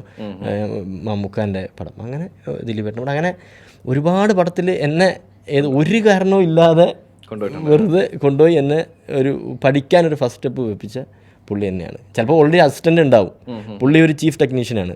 അപ്പോൾ പുള്ളിക്ക് ഒരു റൂമിൽ കിടക്കാം, ഒരു റൂം ഉണ്ടാവും. ഞാൻ വലിഞ്ഞേറി പുള്ളി ഉണ്ട്, പുള്ളി അസിസ്റ്റൻ്റ് നടുക്ക് ഞാനും കയറി കിടക്കും. രണ്ടാൾക്കുള്ള ഫുള്ള് ഞങ്ങൾ മൂന്നാൾ കഴിക്കും. അപ്പോൾ അതൊക്കെ ഞാൻ എടുത്ത എഫേർട്ടിന് പുള്ളി എനിക്കൊരു സപ്പോർട്ടീവ് ആയിട്ടുണ്ട്. പുള്ളി തന്നെയാണ് ഇതിൻ്റെ സിനിമാറ്റോഗ്രാഫി. സാർ ഇനി വേറൊരു കാര്യം എന്താണെന്ന് വെച്ച് കഴിഞ്ഞാൽ സാറിൻ്റെ പല ഡയലോഗ്സും നമുക്ക് ഭയങ്കര കണക്ട് ചെയ്യാൻ പറ്റുന്ന കുറേ ഡയലോഗ്സ് സിനിമകളിലുണ്ട്.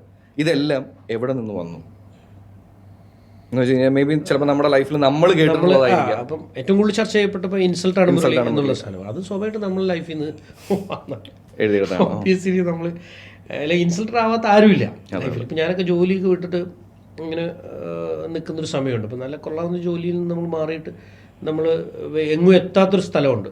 നോമാൻസ് ലാൻഡിൽ നിൽക്കും. നമുക്ക് ഒരു കല്യാണങ്ങൾ ഉണ്ടാവില്ല. കല്യാണം എന്ന് വെച്ചാൽ നമുക്ക് പബ്ലിക് ഫംഗ്ഷനുകളില്ല. അവിടെ പോകുമ്പോൾ എന്ത് ചെയ്യുന്നു എന്ന് ചോദിക്കുമല്ലോ, അല്ലെങ്കിൽ എവിടെയാണ് ഇപ്പോൾ എന്ന് ചോദിച്ചാൽ ഒരു അഡ്രസ്സില്ല. കൊച്ചിയിൽ വന്നിട്ട് ഇവിടെ നമുക്ക് അഡ്രസ്സില്ല, നമ്മൾ എവിടെയാണെന്ന് പറയാം. നമുക്കൊരു കൊറിയർ അയക്കണമെങ്കിൽ നമ്മൾ ഏതെങ്കിലും ഒരു കൂട്ടുകാരൻ്റെ കട കണ്ടുപിടിച്ചിട്ട് അപ്പോൾ അങ്ങനത്തെ അവസ്ഥയിൽ നിൽക്കും. അപ്പോൾ നമുക്ക് കിട്ടുന്ന ഇൻസൾട്ട് എന്ന് പറഞ്ഞാൽ നമ്മൾ ഏറ്റവും അടുപ്പപ്പെട്ടവരായിരിക്കും എന്ത് കാര്യത്തിന് എന്ന് ചോദിക്കില്ല. സിമ്പിളാണ്. അത്തരം ഇൻസൾട്ടുകൾ ഒരുപാട് അനുഭവിച്ചിട്ടുള്ള ഒരാളാണ് ഞാൻ എൻ്റെ ലൈഫിൽ. ജോലിയുള്ളപ്പോഴും ജോലി ഇല്ലാത്തപ്പോഴും അല്ലെങ്കിൽ പല ഘട്ടങ്ങളും. അപ്പോൾ അതിൽ നിന്നാണ് എനിക്ക് ആ ഒരു ഡയലോഗ് വന്നത്. തീർച്ചയായും അതിൽ നിന്ന് തന്നെയാണ് വന്നത്. പിന്നെ പല ഡയലോഗും നമ്മളിങ്ങനെ സെറ്റിൽ വെച്ചേക്കും. അപ്പോൾ അതിനകത്ത് സിദ്ദിഖ് പറയുന്നൊരു ഡയലോഗുണ്ട്, എനിക്കത് പക്ഷേ പിന്നീട് കണ്ടപ്പം നല്ലതാണെന്ന് തോന്നിയത്. നമ്മളൊരു സീക്വൻസ് ഷൂട്ട് ചെയ്തുകൊണ്ടിരിക്കുകയാണ്, സോങ്ങിൻ്റെ സീക്വൻസാണ്. അപ്പം സിദ്ദിഖ് വന്നിട്ട് ഇവരെ ഇങ്ങനെ പഠിപ്പിക്കുകയാണ്, എന്തോ പറയണം.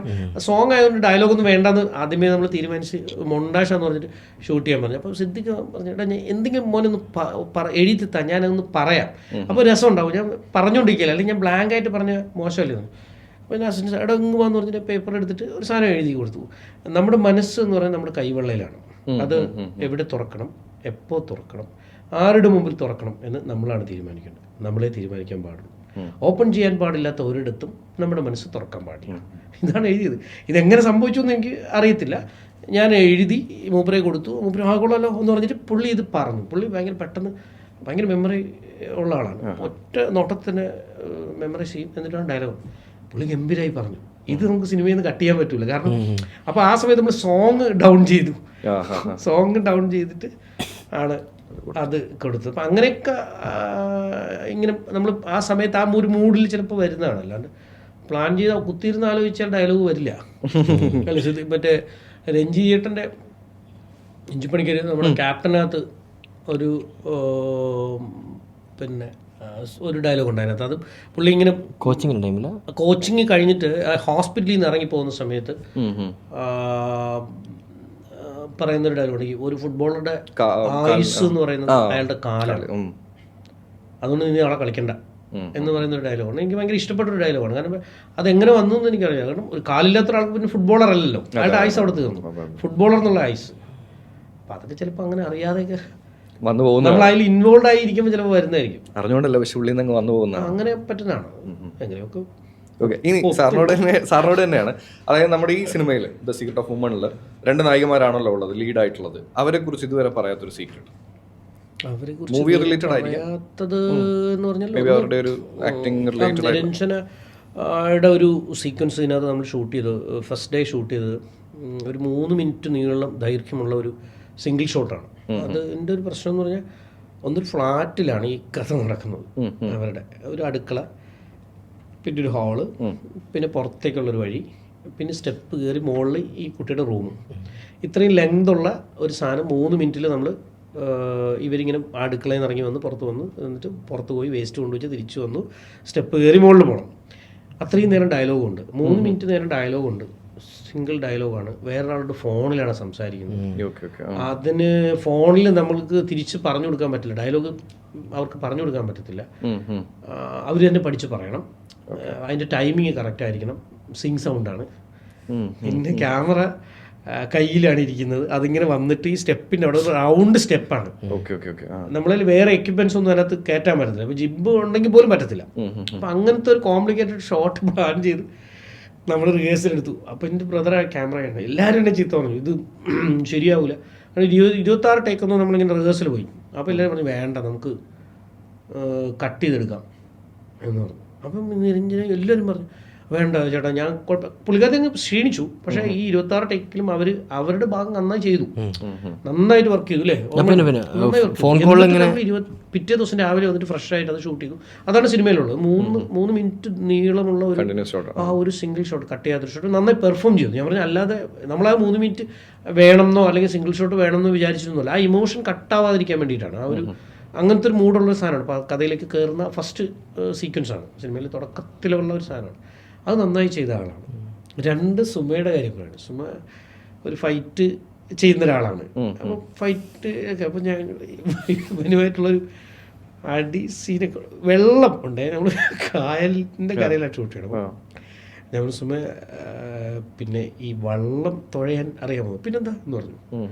കുറച്ച് ദൂരം തുഴയുമെന്ന് ചോദിച്ചു. ഓക്കെ എന്ന് പറഞ്ഞ് കയറുന്നു, വള്ളം തുഴയുന്നു, കുറേ ദൂരം പോകുന്നു, ഞങ്ങൾ കൈയൊക്കെ വിളിക്കുന്നു, ഇവർ തിരിച്ചു വരുന്നു. ഞാൻ പറഞ്ഞു നീന്താൻ അറിയോ? നീന്താൻ എന്ന് പറഞ്ഞുകൂടാ. പിന്നെ ഈ വെള്ളത്തിന് ആഴം എനിക്കതും അറിയില്ല. അവർക്കൊന്നും അറിയത്തില്ല, അതൊന്നും നോക്കുന്നില്ല. നമ്മൾ പറഞ്ഞു ചെയ്തു. ഭയങ്കര ധൈര്യമാണ്. ആ ധൈര്യം ആ സിനിമയിലെ ഷോട്ടുകളിലുണ്ട്. ഒരു ഇവരുടെ ചെറിയൊരു ഫൈറ്റ് സീനിൽ ഒരാളെ ചവിട്ടുന്നുണ്ട്. അങ്ങനെ സിനിമ കണ്ടാൽ മനസ്സിലാവും. ഒന്നുമില്ല, ഞങ്ങളിങ്ങനെ ചോദിച്ചു സുമ ഇങ്ങനെ പുള്ളി വരും, കാലിങ്ങനെ വെച്ചാൽ മതി, പുള്ളി വീണോളും എന്ന് പറഞ്ഞു. അപ്പം സാക്കിരിക്കാണ് അതിൻ്റെ ഓപ്പോസിറ്റ്. പുള്ളി മോളെ ഒരു പ്രശ്നമില്ല, ഒരു പ്രശ്നമില്ല. പുള്ളി ഇങ്ങനെ മസിലൊക്കെ പിരിക്കും, നല്ല കുറച്ച് അത്യാവശ്യം ഫിസിക്കുള്ള ഒരാളാണ്. കാരണം പുള്ളി മിലിറ്ററിയിൽ ഉണ്ടായിരുന്ന ആളാണ്. ഇവർ വന്നൊരു ഒറ്റ ചവിട്ടുന്നത് നെഞ്ചത്തെ ചവിട്ടാണ്. ഇയാൾ പൊങ്ങി കായലിൽ ചെന്ന് വീണു. സിംഗിൾ ഷോട്ടാണ്. അത് ഞാൻ പറയാം, നിങ്ങൾ കാണുമ്പോൾ മനസ്സിലാവും. അതെല്ലാവരും കണ്ടിട്ട് എൻ്റെ അമ്മ എന്തൊരു ചവിട്ട്. സാരി ഉടുത്തിട്ടാണ് ഒരു വളരെ കാഷ്വലായിട്ട് വള്ളം കൊണ്ടുവന്ന് നിർത്തി ഇറങ്ങി നടന്ന് വന്ന് ഈ പങ്കായം വെച്ചിട്ട് വീശുന്നു. എന്നിട്ട് കാലെടുത്തിട്ട് ഒറ്റ ചവിട്ടുന്നു നെഞ്ചത്ത്. ദേ കിടക്കുന്നു പുള്ളി കായലിൽ ചെന്ന്. അഭിനയിക്കേണ്ടി വന്നില്ല പുള്ളി. അല്ല ഞാൻ അത് ഭയങ്കര രസമായിട്ട് ചെയ്തതാണ്. ഞാൻ അങ്ങനത്തെ കുറച്ച് ചെറിയ ചെറിയ മൊമെന്റുകളുണ്ട്. അത് അങ്ങനെ ചെയ്ത 2 ആർട്ടിസ്റ്റുകളാണ് അവർ, നമ്മുടെ 2 ലീഡും. ഓക്കെ, ഇനി ഇത് നമ്മുടെ സീക്രട്ട് റൗണ്ട് കഴിഞ്ഞു. ഇനി അപ്കമിങ് മൂവീസിനെ പറ്റിയിട്ടുള്ള അപ്കമിങ് മൂവി നാളെ ഒരുപാട് എണ്ണം റിലീസിൽ ഇങ്ങനെ നിൽക്കുന്നുണ്ടെന്ന് എനിക്കറിയാമില്ല. നാളെ പൊന്മാൻ എന്ന് പറഞ്ഞ സിനിമ റിലീസുണ്ട്. അതിലൊരു ഒരു സീനിലാണ് ഉള്ളത്, പക്ഷെ കുഴപ്പമില്ലാതെ തോന്നുന്നു. പിന്നെ ഫെബ്രുവരി 14 ബ്രൊമാൻസ് പറഞ്ഞൊരു സിനിമ ഇറങ്ങുന്നുണ്ട്. അതിലും ഒരു വ്യത്യസ്തമായ ഒരു വേറൊരു തുടക്കത്തിന് ഇതാവുമെന്ന് പ്രതീക്ഷിക്കുന്നു. എല്ലാം ഓക്കെ ആണെങ്കിൽ ആൾക്കാർ ഇതാണെങ്കിൽ ചെയ്തതിലേക്ക് ഇതുവരെ ചെയ്തതിലേക്ക് അതും ഒരു വ്യത്യസ്തമായൊരു സാധനമാണ്. ചേഞ്ച് വേറെ പറയാൻ പറ്റുന്ന ഏതെങ്കിലും സീക്രട്ട്? ഒരു സീക്രട്ട് ചെയ്തല്ലോ, മരുന്ന് കഴിഞ്ഞു. ഇത് കുറെ കാലമായിട്ട് ചെയ്തു, എല്ലാം കൂടെ ഒരുമിച്ച് ഇറങ്ങുന്നുള്ളൂ. ഇനി വരാൻ പോകുന്ന ആസിഫിന്റെ പടമാണ്. ആസിഫ് ലീഡായിട്ട് ചെയ്യുന്ന ഹൗഡിനി എന്ന് പറയുന്നത് അതൊരു മാജിക് റിലേറ്റഡ് സിനിമയാണ്. മാജിക് എന്ന് പറയുമ്പോൾ എന്താണ്? ഞാനത് ഇങ്ങനെ മജീഷ്യന്റെ കഥയാണ്. അത് നമുക്ക് വേറൊരു അതൊരു മാജിക് റിലേറ്റഡ് സിനിമയാണ്. കാരണം മലയാളത്തിൽ അങ്ങനെ ഒരു മാജിക് ഫുള്ളായിട്ട് മാജിക്കിന്റെ ഒരു ബാക്ക്ഗ്രൗണ്ടിൽ ഒരു സിനിമ വന്നിട്ടുണ്ട്. ഒരു മജീഷ്യന്റെ കഥയാണ്. ഇയാളുടെ നാട്ടിൻപുറത്തൊരു മാജിക്കുകാരൻ, അത്രേ ഉള്ളൂ. വലിയ സംഭവമൊന്നും അല്ല. പക്ഷെ ആസിഫിന്റെ കരിയറിലെ ഇപ്പോഴത്തെ ഒരു ഗ്രാഫ് നല്ല ഗ്രാഫാണ്. ആ ഗ്രാഫിൽ മുകളിൽ വെക്കാവുന്ന ഒരു സിനിമയാണെന്ന് എനിക്ക് തോന്നുന്നു. നന്നായി പെർഫോം ചെയ്തിട്ടുണ്ട് ആൾ. കാരണം ആളുടെ ഒരു പെർഫോമൻസ് സ്റ്റൈല് ഞങ്ങൾ വർക്ക് ചെയ്യില്ല, ആദ്യമായിട്ടാണ് വർക്ക് ചെയ്യുന്നത്. പക്ഷേ എനിക്ക് ഗംഭീരമായി ഇഷ്ടപ്പെട്ട ഒരു ആർട്ടിസ്റ്റാണ്. ഭയങ്കര ഡെഡിക്കേറ്റഡ് ആളാണ്. അപ്പോൾ ആളുടെ സിനിമയാണ് ഇപ്പം വരാൻ പോകുന്നത്. അതിൽ ആസിഫ് കൂടാതെ ഗുരു സോമസുന്ദരം ഉണ്ട്, ദേവി, അങ്ങനെ കുറച്ച് ആർട്ടിസ്റ്റുകളൊക്കെ ഉള്ള എല്ലാം കഴിഞ്ഞു. അതിൻ്റെ പോസ്റ്റ് വർക്ക് നടക്കുന്നു. എപ്പോഴത്തേക്ക് ഉണ്ടാവും നമുക്ക് പ്രതീക്ഷിക്കാം? നമ്മൾ പെരുന്നാളിന് ചെയ്യണം എന്നുള്ളൊരു പ്ലാനിലാണ് നോക്കുന്നത്. ഓക്കെ സാർ, അപ്പോൾ നമുക്ക് വൈൻഡ് അപ്പ് ചെയ്യാം എന്നുള്ളതാണ്. ലാസ്റ്റ് ആയിട്ട് നിങ്ങൾക്ക് 2 പേർക്കും കൂടെ ദ സീക്രട്ട് ഓഫ് വുമണിനെ കുറിച്ച് എന്താണ് നമ്മുടെ ഓഡിയൻസിനോട് എല്ലാവരും പറയാനുള്ളത്? എനിക്ക് പറയാനുള്ളത്, ഇപ്പം ഞാൻ ചെയ്ത മുൻകാല സിനിമകൾ വെച്ച് വിലയിരുത്തുകയല്ല നിങ്ങൾ ഇതിനകത്ത് വേണ്ടത്. ഇതൊരു രസമുള്ളൊരു സിനിമയാണ്. ഇത് പുതിയ കാലത്തെ കുറേ പുതിയ ചെറുപ്പക്കാർ സിനിമയിലേക്ക് വരുന്നൊരു സിനിമയാണ്. കാരണം എൻ്റെ മ്യൂസിക് ഡയറക്ടർ അനിൽ കൃഷ്ണ, അദ്ദേഹം ആദ്യമായിട്ട് ചെയ്യുകയാണ്. പിന്നെ ഇതിൻ്റെ ബാക്ക്ഗ്രൗണ്ട് സ്കോർ ചെയ്ത ആൾ ജോഷോയുടെ ആദ്യത്തെ സിനിമയാണ്, ഇൻഡിപെൻഡൻ്റ് ആയിട്ട് ബാക്ക്ഗ്രൗണ്ട് ചെയ്യുന്നത്. അതുപോലെ ഇതിൻ്റെ സിനിമാറ്റോഗ്രാഫി ചെയ്ത് ലിപ്സിൻ, എൻ്റെ ബ്രദറാണ്, പുള്ളിയുടെ ആദ്യത്തെ ഇൻഡിപെൻഡൻറ്റ് സിനിമ ആണ്. അതുപോലെ ഇതിനകത്ത് പിന്നെ കണ്ണൻ, വാഴയൊക്കെ എഡിറ്റ് ചെയ്ത കണ്ണൻ്റെ ഫസ്റ്റ് ഇൻഡിപെൻഡൻ്റ് പടമാണ് ഇത്. അപ്പം അങ്ങനെ കുറേ പുതിയ ആളുകളുടെ പുതിയ സ്വപ്നങ്ങളുള്ള ഒരു സിനിമയാണ്. അപ്പോൾ തീർച്ചയായും നിങ്ങളെ നിരാശപ്പെടുത്തൂല്ല, അങ്ങനത്തെ ഒരു പടമല്ല. പക്ഷെ നിങ്ങൾക്ക് ഇഷ്ടം തോന്നുന്ന ഒരു സിനിമയായിരിക്കും എന്ന് എനിക്ക് ഉറപ്പുണ്ട്. ഭയങ്കര വലിയ അവകാശവാദങ്ങളൊന്നുമില്ല. പക്ഷേ പുള്ളി നേരത്തെയൊക്കെ പറഞ്ഞ പോലെ തന്നെ ഒരു പെർഫോമൻസ് ഓറിയൻറ്റഡ് സിനിമയായിരിക്കും. പിന്നെ ഇതിൽ വർക്ക് ചെയ്ത ഒരു 85% ആൾക്കാരും ഫ്രഷേഴ്സാണ്. അത് അഭിനയിച്ച ആൾക്കാരാണെങ്കിലും ടെക്നിക്കൽ സൈഡിലുള്ള ആൾക്കാരാണെങ്കിലും. അപ്പോൾ ഒരു ഫ്രഷ്നെസ് ഉണ്ടാവുമെന്ന് പ്രതീക്ഷിക്കുന്നു. പോയി കണ്ടാൽ എന്തായാലും നിരാശപ്പെടുത്തില്ല, ഇഷ്ടപ്പെടും.